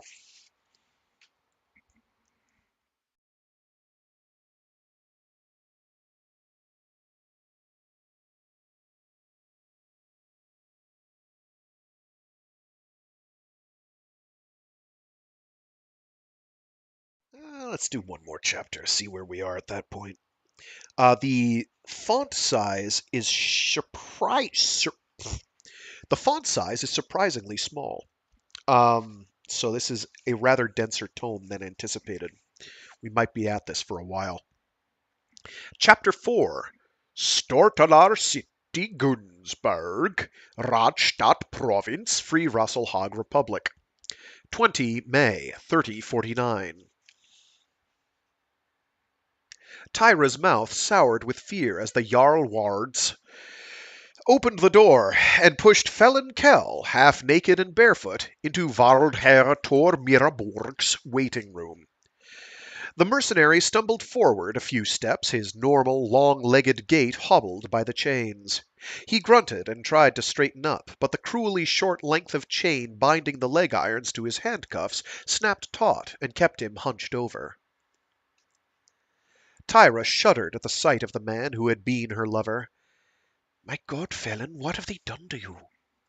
Dozens of purplish bruises mottled the smooth flesh of his muscular chest. Both his eyes had been blackened, with the left one nearly swollen shut. Felin, still fighting the chains, moved slowly and stiffly, his face a defiant mask to keep his captors from knowing how much he really hurt. Then he saw her, and the mask shattered to reveal the agony and fear in his eyes. He started to tip off balance, but managed to catch himself quickly enough to slump undecorously onto the red leather bench next to the wall. One of the Jarlwards raised a hand to cuff him, but Tyra barked an order before he could strike. No! The man stopped, hand quivering, and looked at her. Free him! The Jarlward straightened up and shot a grin at his partner. I am not obliged to obey you, Captain, the man sneered officiously. I serve the corrections ministry, which puts me outside your command. Tyra stared at him furiously. Do you really want to see how fast I can arrange for a transfer? She shifted her gaze to the other Jarlward, whose sneer died at birth. The same goes for you. Now free him. She smiled humorlessly. And give him your jacket. The second Jarlward stiffened. The second Jarlward stiffened, but broke beneath her cold gaze, and unfastened the clasps on his scarlet-trimmed, grey wool jacket. As one man knelt to free Felon of his chains, the other settled his jacket over the mercenary's shoulders. Staring into space, the Kell hound pulled it tight, but did not slip his arms through the sleeves. Tyra dismissed the Jarlwards with a wave of her hand. Both hesitated and looked at the door leading to the Waldherr's office. The anteroom's recessed lighting burned reddish highlights into her long, bronze hair. There will be no trouble. Leave us. As the door clicked shut behind them, she crossed to the bench and sat next to Felon. She started to reach out to him, then hesitated. I want to hold you, but I'm afraid it will hurt. Felon's mouth smiled, but any reflection of that smile in his eyes was lost within the bloated, discolored flesh surrounding them. You can't hurt me, Tyra. Just go easy on the ribs. I could definitely use a hug. Your basic Jarlward is not a well of human kindness. Jarlwards are not born, she quipped, pulling him close. They're grown in vats of dung with mushrooms and other semi-intelligent fungi. Yeah, well, he is the Schwarzenegger. He will go on for great things. Something, something, something, he'll be back? Maybe? We'll find out. I have no idea, because this, again, is not ringing any bells, other than my broad strokes understanding of the time period in the setting. Actually, I want to say Felon Kell might possibly be the main character of MechWarrior 2 Mercenaries. I might be wrong about that. Don't quote me. Because I think he goes places that are adjacent to this, but I'm not sure. I don't know that it can be him, but I don't know. So yes, Jarlwards are not born, she quipped, pulling him close. They're grown in vats of dung with mushrooms and other semi-intelligent fungi. Tyra held him as tightly as seemed safe, stroking his hair with her free hand. After several moments, she leaned back and tipped his face up so she could look into his good eye. How did this happen? He shrugged. I was off the reservation and got jumped by a bunch of folks. They knew about us and that I'd asked you to join the Kell Hounds. They took exception to that. A big guy with a Radstadt Academy scar on his left cheek organized the little party. Tyra saw something flash through the malachite depths of Felon's right eye. You call it a Radstadt Academy scar, but that's not what most people call it. It's a Miraborg scar, just like the one the Waldherr has. Many of our warriors wear it as a symbol of their willingness to make the same sort of sacrifice as he did in the name of nationalism. So, as you're probably noticing, and I am too, there is a lot of expository internal monologue. And that's going to make this confusing. For you guys, not for me. I can read it, and I know that they're thinking it.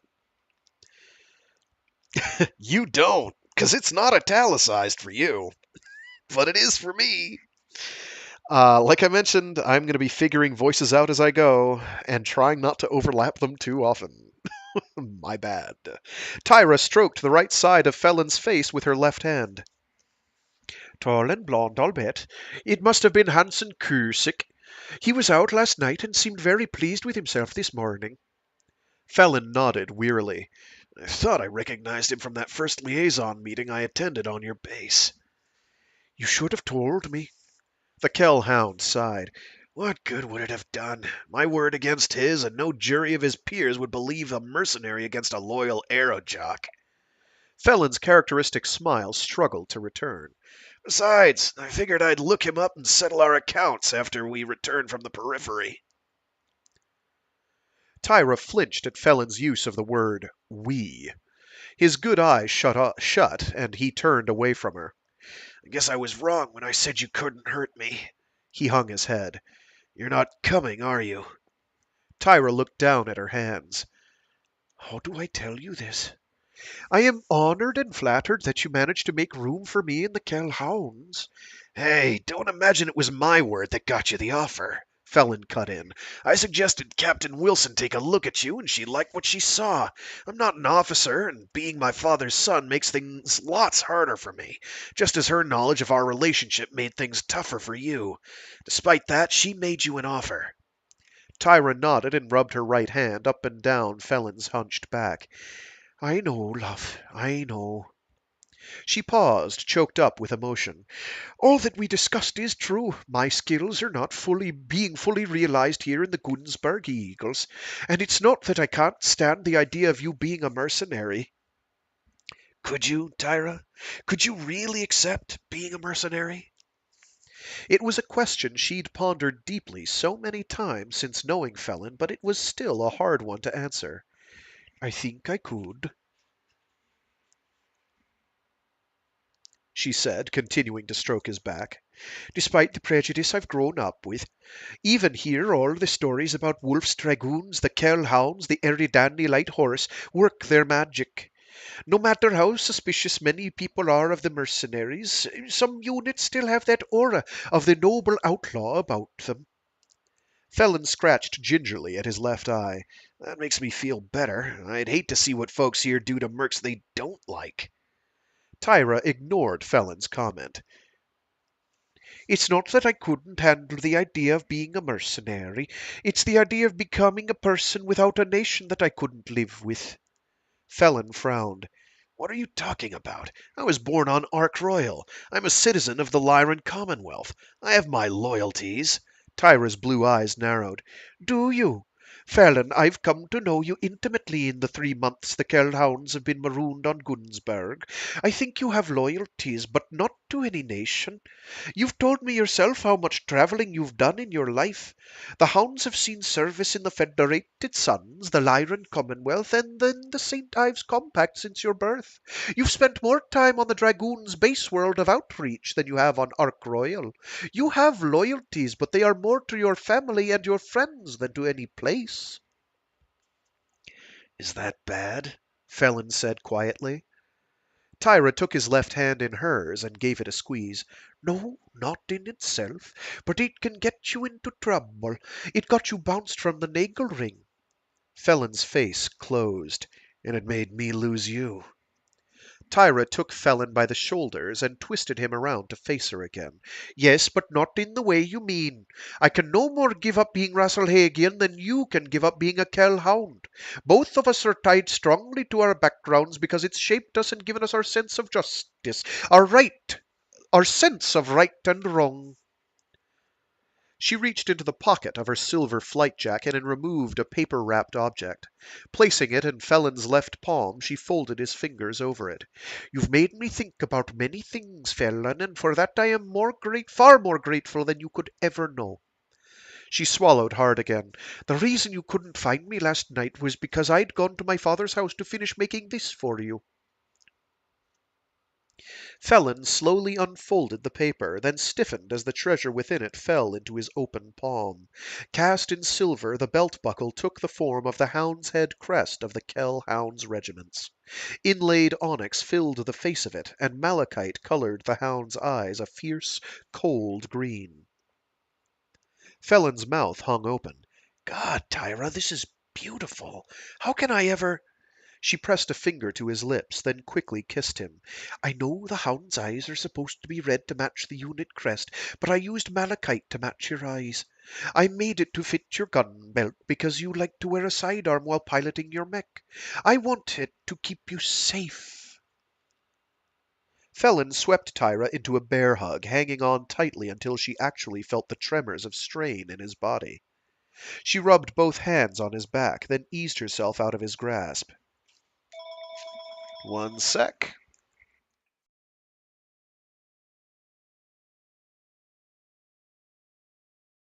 This one.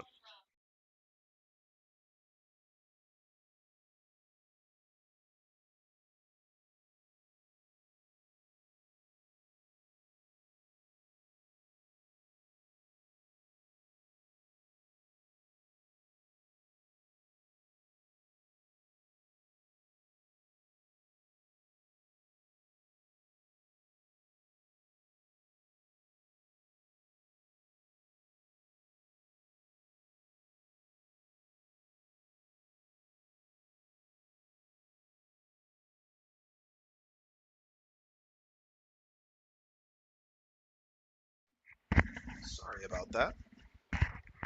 Sometimes I do have to take the call. Often, actually. Where are we?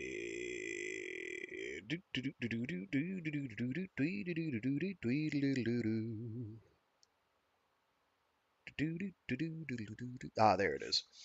Nope, that wasn't it. We read that. Ah, here we go.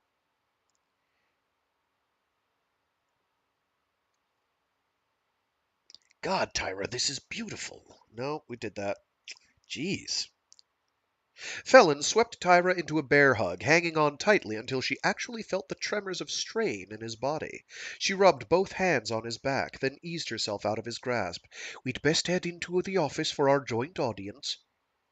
Clutching the belt buckle in his right hand as if drawing strength from it, Felon rose stiffly. Whatever happens in there, and I'm making no promises, I want you to know that my loyalties include you as well. He shook his head. I guess we should have believed it when everyone said it couldn't work, that nothing but trouble could come if a mercenary and a daughter of Free Rasselhag tried to get together. Tyra smiled gently. But it did work, Felon, for 3 months. Can't we be thankful for that? Felon was smiling again. We did defy the odds, didn't we? Tyra winked, took his left hand, and led the way into the Varled Hare's office. Seated behind a massive mahogany desk, Tor Miraborg did not look up as they entered. Trimmed with gold piping, his gray jacket matched the color of his hair and beard except for the black whiskers running down either side of his mouth. Miraborg's dark eyes glittered as he closed the folder he was reading and set it atop the data monitor on the corner of his desk. As he looked up to see Felon and Tyra holding hands, his scarred face openly displayed his anger. I trust you found our accommodations to your liking, Herr Kell. Sarcasm laced. Let's see if I can do that with sarcasm. I don't even know what I'm doing for his voice, so we're going to just roll with it. I trust you found our accommodations to your liking, Herr Kell. Sarcasm laced Miraborg's deep, rich voice. Felon straightened up as though his body didn't hurt at all. Room service is less than stellar, but the complimentary massages were great fun, and I also enjoyed teaching the cockroaches to do tricks. Felon's head came up. Miraborg's head came up. Whoa! We don't always make that mistake. Miraborg's head came up. Indeed. And how is that done? Felon laughed. It's not hard. First off, though, you have to be smarter than the cockroach. As the mercenary's cut hit home, Miraborg's eyes glowed with anger. Be careful, Herr Kell, that someone doesn't mistake you for a cockroach. And here, cockroaches often get stepped on and crushed. Deep, rich voice, Frag. Deep, rich voice. With a bit of spice. A bit of vice first.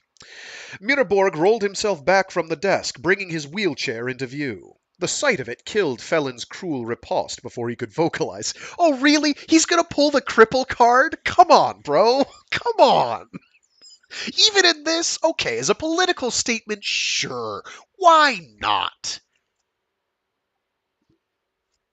That's all grandstanding. But to this guy you're about to pass sentence on? Come on. Never mind.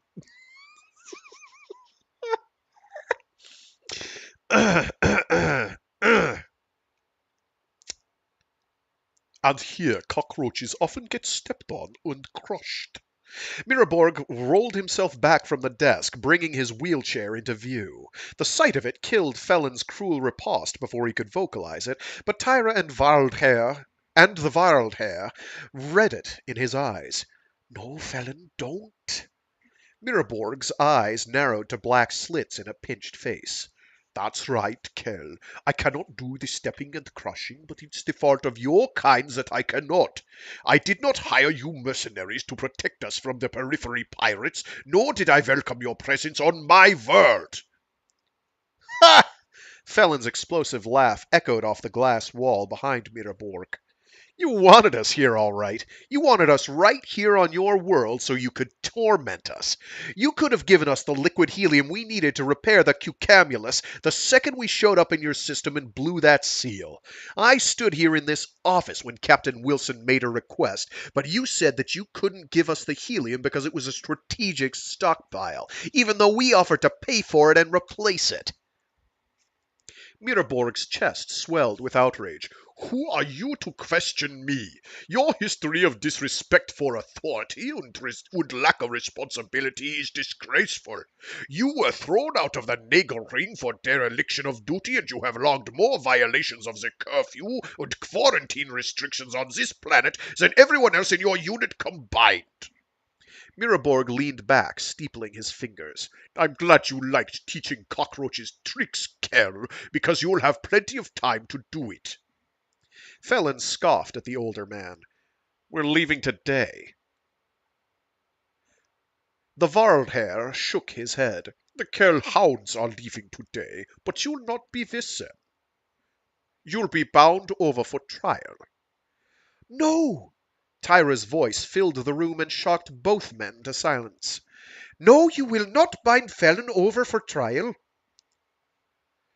Betrayal threaded through Miraborg's voice. How dare you speak to me in that tone?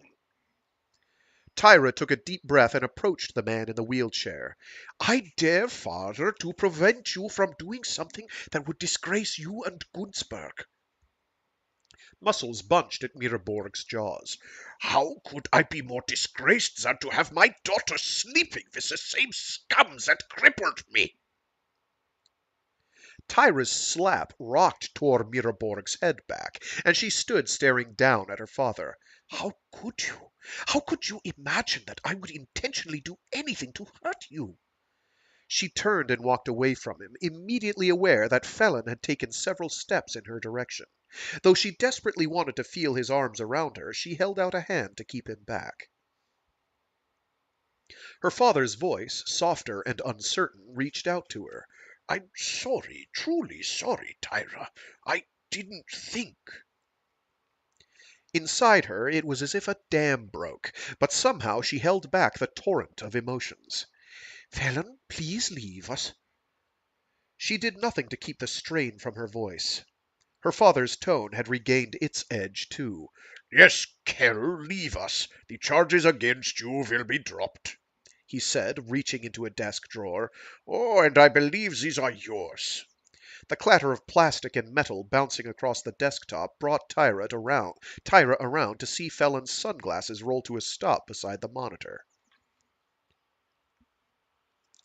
Felon's hands convulsed into fists. You bastard! The people who attacked me took those from me last night. You know who they are.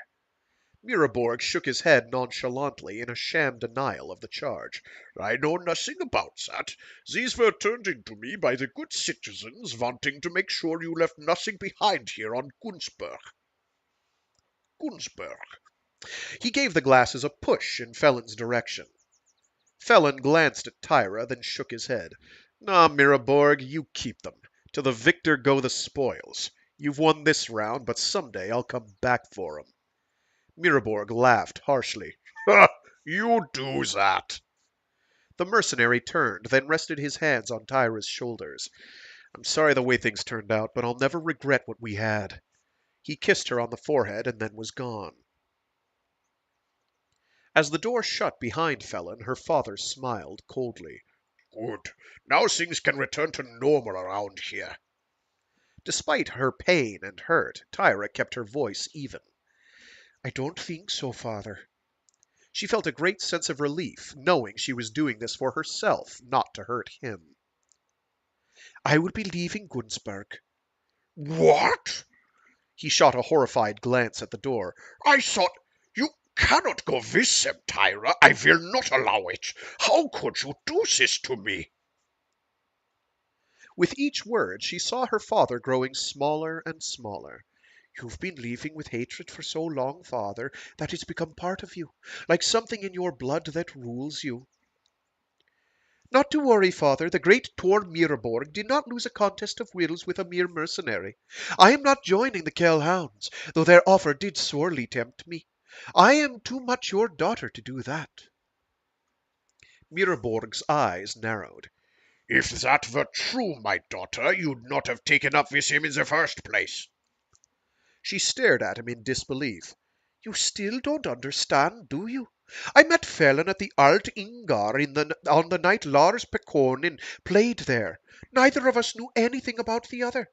And if we had, our prejudices would have made us bitter enemies from the start. How could a mercenary let himself be attracted to the daughter of a Gunsberg's Iron Jarl, especially someone like Felon? He and Lars talked about music and about building synthesizers and whole universes of things that being here on Gunsberg denies me. I only learned his first name that night, but I thought of him often until we met again. It wasn't until we are really getting their backstory. It wasn't until 2 weeks later, when the Kell Hounds were formally introduced to the Eagles, that I learned Felon's real identity. Neither one of us expected things to develop the way they did, but neither did we try to prevent it. When Captain Wilson offered me a place in the Kell Hounds, I knew I couldn't accept it. What surprised me, though, was the intensity of my desire to leave Gunsberg. Callum Lee 200. Sorry, I did not see your message as of, I don't know, 5 minutes ago. This is read live. They are live, live, live. I don't always look at my chat, though. So my bad. Because I'm reading it live, and jostling between becomes tough. Her father's face had gone ashen. Why, I've always tried to make things look good for you. I've always tried to make things good for you. Tyra looked at her father sympathetically. Yes, father, you have, especially after mother died. You've been loving and considerate, but you've also changed. Miraborg caressed the steel chair that served as his legs. I had to adapt after the incident. Tyra nodded. I know, but that was only the beginning of the change. You became stronger, but accepted more authority and responsibility. Someone had to do it. He turned to look out the glass wall behind him. Chaos came with independence. Chaos came with independence. With the Kurita administrators gone, every half-wit with a vision of utopia staked out a new nation and declared himself emperor for life. He took in all of Stortalar City with a wave of his left hand. There were constant food shortages and riots. I had to do something. I remember, father. I remember being proud of you when you went out one morning saying that you would restore order. People rallied around you, as well they should have, and you re-established order. Miraborg cringed and said the next word for her. But... Yes, but, Tyra repeated, you became a symbol. People looked to you to lead them, and they adopted your cares and concerns. Because they thought you hated mercenaries, they hate mercenaries. No, don't look away. I remember, father. I remember that you didn't blame all mercenaries for your wounding, and once you even told me that Colonel Vinson had been right to pull his vigilantes out when the terms of his contract had been met. There was once a time when you recognized that fact. Tyra shook his head. Huh? So she reached out and shook his head? Okay. I guess that's what happened. Or it's a misprint. I don't know. Tyra shook his head. Tyra's a she, by the way. I'm pretty sure. Gosh, I hope. Yes, it is. Um, that really tripped me up badly. Tyra shook his head. I'm just imagining her grabbing onto his noggin and going, shaky shake. Sorry. You're smart enough to know that a leader must be attuned to his people, but you let their feelings and impressions affect you. Because of their hatred of mercenaries, your own hate seemed to become even greater. You championed the necessity of sacrifice in the name of our fledgling nation, and you became a model anyone would be proud to follow. Unfortunately, you also revel in perversions of that symbol. She pointed to the scar on the left side of his face. Young men and women maim themselves to look like you and proclaim their willingness to sacrifice themselves for Gunsberg as you did. Her right hand brushed a tear from her unblemished left cheek. I have never done it because I hoped you already knew how much our world and our nation mean to me without any melodramatic display. An air of defeat hung over Tor Miraborg as he nodded slowly. I did all that before all of this. He turned his chair and faced her. Now you say you are leaving. How will it look to the people that my daughter has deserted me? Fear not, father. I will make you proud. She straightened up. I have requested and been granted a retransfer to the first Rasselhag Dracones. The hint of a smile graced her father's lips. The prince's honor guard. Tyra nodded solemnly. Yes, a promotion that should make you proud. Again you sacrifice part of your life for the greater good of free Rasselhag. Annika Janssen is going with me. She glanced at the mirrored sunglasses on his desk. I imagine you will promote Hansen Kursik to replace me. Tor Miraborg looked at the glasses, then lowered his eyes in shame. Will you ever come home? Home is where the heart is, Tyra thought, and winced to realize that she no longer considered Gunsberg her home. I don't know. I have much to think about, much to see. Perhaps some day you'll understand. Tyra waited for her father to speak, but the emotions playing across his face seemed too much. He stared up at her, then closed his eyes and turned his chair away so she could not see him weep. Having burned her last bridge on Gunsberg, the Iron Jarl's daughter left the world of her birth.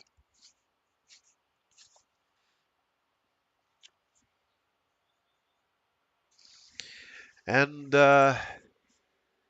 with that, I kind of gotta go, much to my chagrin. A little bit of a shorter one this week. Hopefully that won't continue to be the case, but we'll see. Jeez. Yeah, next week we should be able to get to book 2 at the very least. Um, that'll actually be shorter than this week, probably. We'll find out. Anyway, hope people enjoyed. It is going to be rougher than usual because, again, if I've read this one, it completely eludes me because it's not familiar. Stackpole is pretty good by and large, though. Pulpy, but good. One that I have read, though, was oh geez, what was that one called? That was by someone whose name I can't remember. Was pretty good. It was kind of the odd bunch. A group of mercenaries have to go and tangle with something, but they hate each other. It feels very much. It feels kind of like a dungeon crawl, like a D&D campaign converted over. But it's a battle. It's a mech warrior thing. Not a mech warrior thing, a Battletech thing. But good times. I'll see if I can find that one. I think it was called Star Lord. Star Space Lord. Maybe it was a hyphen. Star Lord. Anyway, good stuff. So we will continue to wing it with Lethal Heritage by Michael A. Stackpole, which I am realizing now I need to repair the cover and binding on. It was already kind of chipped because it's old. But it has gotten quite bad now that I'm reading it. It is falling apart. So I'm going to have to put some glue or tape on it. It won't have much resale value, let's put it that way. Pretty sure this is a first ed, too, because the cover that I've found for other editions is not this. This appears to be the first ed. Anyway, not that that really matters all that much to me. I guess you could say I'm a book collector in the sense that I have lots of books, but I'm not a book collector in the sense that, oh, this edition is super duper special, and I'm going to get it because it's super duper special. It's like, well, no. I want the book. The book is what matters. I'll take whatever. Do I have preferences? Do I tend to prefer hardcover? Sure. Even though it's not exactly ideal for storage. But it's not mandatory. Do I prefer nice cover art? You betcha. In fact, that's usually why I've got it. Because I was in a place and was like, hey, this cover art's neat. What is it? It's mine now. Anyway, we'll keep reading through it. I do not appear to have any of the subsequent novels in the trilogy that this is from. I think it's a trilogy, the Blood of Kerensky trilogy. Um, I can endeavor to see if I can find the rest, uh, but I'm not going to promise that I will because I don't know anything about the book. It might not even be good. Why are 7 people tuned in? What's going on here? Did you all wake up this morning? That's nice. Is today like a holiday that I should be aware of? I know it's a full moon. That must be it. And of course, they all tune in right when I have to leave. Um, that's mildly mortifying. Um, Suffice it to say, I usually have a runtime of about 2 hours, starting at 12 noon U.S. East Coast time, which is a non-ideal time frame for just about anybody, except for me, which is interesting. And I do that every Monday, Wednesday, and Friday. I do not read the same book every day of the week. I have it split between 3 books. On that note, what we're reading this Wednesday is continued reading from Down Below Station by C.J. Cherry. We're at about the 2/3 mark now, give or take. Halfway to 2/3. Um, so we'll keep reading that. And then on Friday, we're reading through Death's End by Shijin Liu. Um, the third and final official volume of the Remembrance of Earth's Past or Three Body Problem trilogy. So we are reading through that. And yes, Frank Misers, I too love orcs. They have the right mentality for 40k. Everybody else just takes it too seriously. Um, I have not gone and gotten any recent 40k literature um, on orcs. In terms of orc books, I know there's Brutal Cunnin, and then like one somebody recommended me, probably you. Uh, Where are you? I have it in my master document, but I don't think I have it here. I have it. Ah, here we go. Here we go. No, it's not there. It's not there. Oh no! There it is. A proper crumpet from A Vox in the Void. So I will look for that and or Brutal Cunnin at some point. Because I know I've mentioned people have expressed an interest in me reading some of the 40k stuff, and that's mecha adjacent enough for my taste that I'm willing to do it. There's conceptual overlap all over the place there, um, so I have a couple selections I'd be willing to do. Um, like to do some orcs. I'd probably do, what is it? Titanicus, because it's that one's obviously mecha adjacent. And Caiaphas came because I know somebody expressed a definite interest in that, and they're just great by what's their name? Sandy Mitchell, I think. I think it's Sandy Mitchell. I have 2 of the older omnibi. Of that, I don't know how many there have been. I should look that up. Library. There we go. Yeah. Do they have? Do they have omnibus editions listed? They have collections. Maybe that's it. Those are audiobooks. Those don't help me very much. That is another difficulty with me doing Warhammer 40k stuff, is it's already been done by people far better at this than me. Or near as damn it anyway. That's a wallpaper collection. That's not a book collection. That's useless to me. Come on. Just look up Caiaphas Cain, my guy. That'll make it easier. That is in German.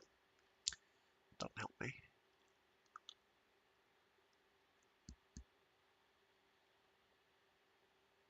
Here's the anthology. Oh, none of these are print either. These are all ebooks. I'm never going to the Black Library again. Okay, ABE books it is. It is at this time that I shill something that is not necessarily a shill. ABEbooks.com. If you want Amazon before they became crap, ABE Books. Caiaphas. There we go. Cain, Hero of the Imperium. Okay, that one I have. That is an individual novel. That is also an individual novel. Hero. There was Defender of the Imperium as well, I think. That was the other one, but I'm not seeing that here. Just Hero. And then a bunch of individual miscellaneous novels. So I'm not up to date.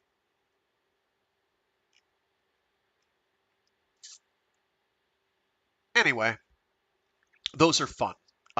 Those utilize the setting, I feel, in a very positive direction where it's kind of done to offset slash subvert the grim darkness aspect. Which I feel like the franchise did better back in my day, when like everything was goofy and dumb while also being grim and dark. Now it's mostly grim and dark and not sufficiently goofy and dumb. Or it is goofy and dumb, but like not self-aware. I have things to blame that on, but I'm not going to say it because it's mean. Um, I blame the fans. I blame certain fans, a very specific subset, very vocal. I blame them. Um, Space Marine fans, you know who you are. A very specific kind of Imperium fan. Um, he says with his non-Imperial army that I would have to dig out of storage anyway. Plastic crack. Yay! Plastic crack! So yeah. We'll do some Caiaphas Cain. They are suitably insouciant. They are. They take the piss out of the setting in a positive way, I feel. They're entertaining. They're very good. And they're well written. They're a fun romp. Cain himself is just great. It's like, what if we took a feckless weasel who just so happens to have, like, charisma up, like, 20 points in charisma, and kept putting him into zany situations that he now has to get himself out of, and winds up furthering his own legend every single time he's just trying to run away from stuff. It's just perfect. Oh, it's perfection. Anyway, so yeah, we'll continue with Lethal Heritage until it becomes too bad to read, or it's done. So far, so good, though. So far, so good. Because it seems to be pretty good about doing its own interjections, I'm going to try to avoid doing them. Partly because it will show that I'm a fake fan. And I don't think people need to know that I'm a fake Battletech fan. He says, as he says, he's a fake Battletech fan. Okay, so full disclosure. I was not among the first wave of Battletech fans. I came in around the clan invasion, and did it with a small group of folks, and then it dropped completely off my radar, and then came back on sometime in the early aughts. I started getting back into it because I found a group of people who still had some of them. We were like, oh yeah, giant robots. I'm like, hey, those are cool. Is that BattleTech? That's still around? And they're like, yeah. I was like, no kidding. Um, so so I've always been sort of at a distance. It's one of the few Mecha properties I didn't dive completely into, along with Transformers. Oddly, sort of bounced off that. Not that I think it's bad or dumb or for kids or anything. They're giant robots, but I just never got into it. Wasn't on TV when I was watching. Well, it was on TV. It was on TV while I was around, but I had other interests at the time. Um, but yeah. Anyway, that'll do it. Sorry for the ramble. Anyway, yeah. What I should probably take to doing as well is posting on the Discord the cover art that I have for things. That might be worth it. Some of it's kind of crap, like not super great file quality. They're certainly not the best around, but they're what I've been able to find on short notice, usually, like this morning, which is why I'm late this morning. It's because I was like, grab one, just grab one. It doesn't matter what. Um, it did matter what, because I was looking for Stackpole, because I was like, I know Stackpole did a bunch of these, and I grabbed that one and grabbed cover art for it. So I'll get that posted so people can have those for whatever they need them for. I don't know what you would do with it, but it doesn't matter to me what you do with it. All sorts of other things. I should really curate or do more stuff on the Discord, but right now it's super basic. Um, but if people want to join it, they can. If they don't want to join it, they don't have to. I'm not going to force it on anyone. Um, unless, with the one caveat exception being if you want access, easy, readily accessible access to Echopraxia, which is on there because I got a copyright struck by somebody. Um, I know who. Technically, it was under Peter Watts' name, but it was the an audiobook company. So my recordings of that are available on the Discord. If that link ever goes down and somebody hops in and wants to get it, then tell me, please, so that I can fix it. I have all the files. It's just a matter of getting them to people. I have contemplated re-uploading them, but I think I'd rather not take the chance. Frankly, I would have rather they sent me a, hey, do you want to be hired? I would have been okay with that, but, whatever. Can't win every time. Where were we? Right. I was blathering. Anyway, so after we finish Down Below Station, I have no idea what I'm going to read. So unfortunately, I'm sort of locking myself into a corner in a bad way because it occurred to me this morning that I have in fact read through and had time to percolate some stuff that I should probably do, and the time for is coming. One of which is Carrion Comfort by Dan Simmons, which someone requested, and that's pretty Halloweeny. So we might try to gear into that come this autumn. Also, what was the other thing he says as he bangs into his desk? What was the other thing that I can't read? The one by William Hope Hodges. Not House on the Borderland, the other one. No, not the Glen Carrig. Not the Glen Carrig. The Nightland. Thank you. Um, I've gone through and should probably get read on stream at some point because it has been requested. I have to find time. That's also I'll have to do I'll have to do either that or Carrion Comfort this year. I don't know which.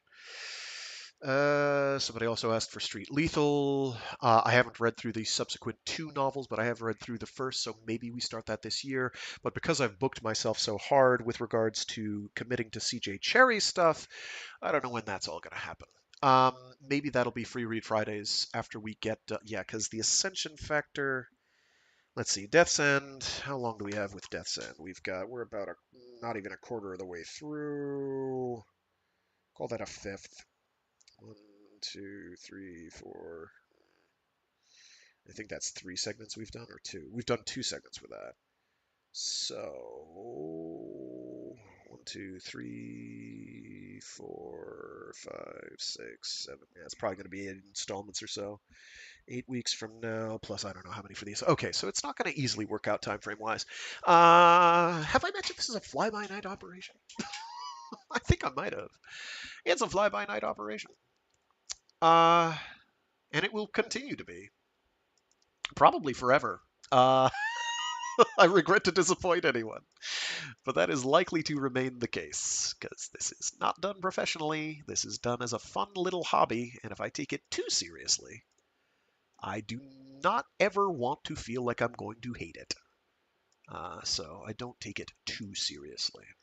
But I take it seriously enough. I take some degree of pride in doing it.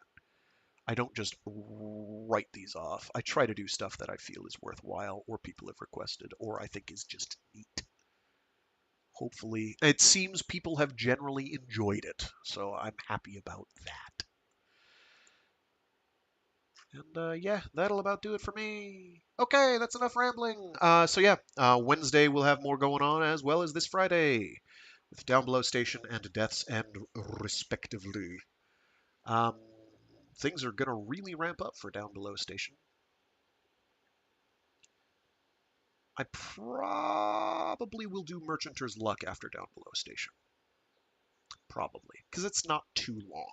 I think that's 150 pages ish, maybe 200.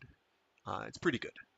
It's pretty good. Um, some interesting character dynamics going on there. Fairly self-contained.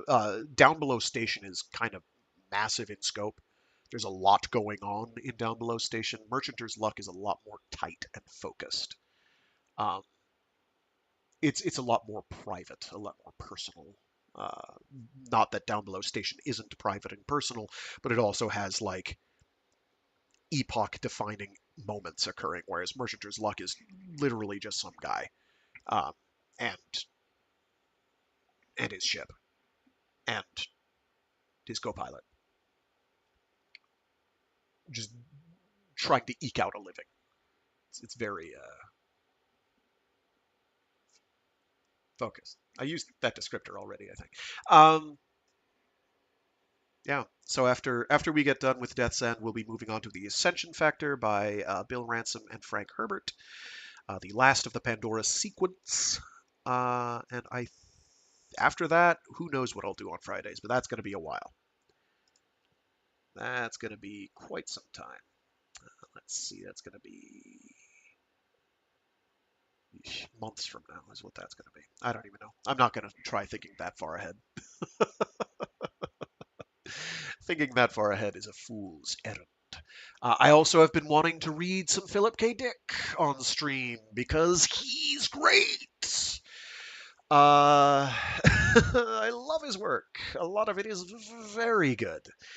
Um, Choosing what to read is the hard part there. That is where the difficulties are, is what do I read by him? I mean, there's Man in the High Castle, which is good. I mean, there's Do Androids Dream of Electric Sheep, which is great. Uh, you know,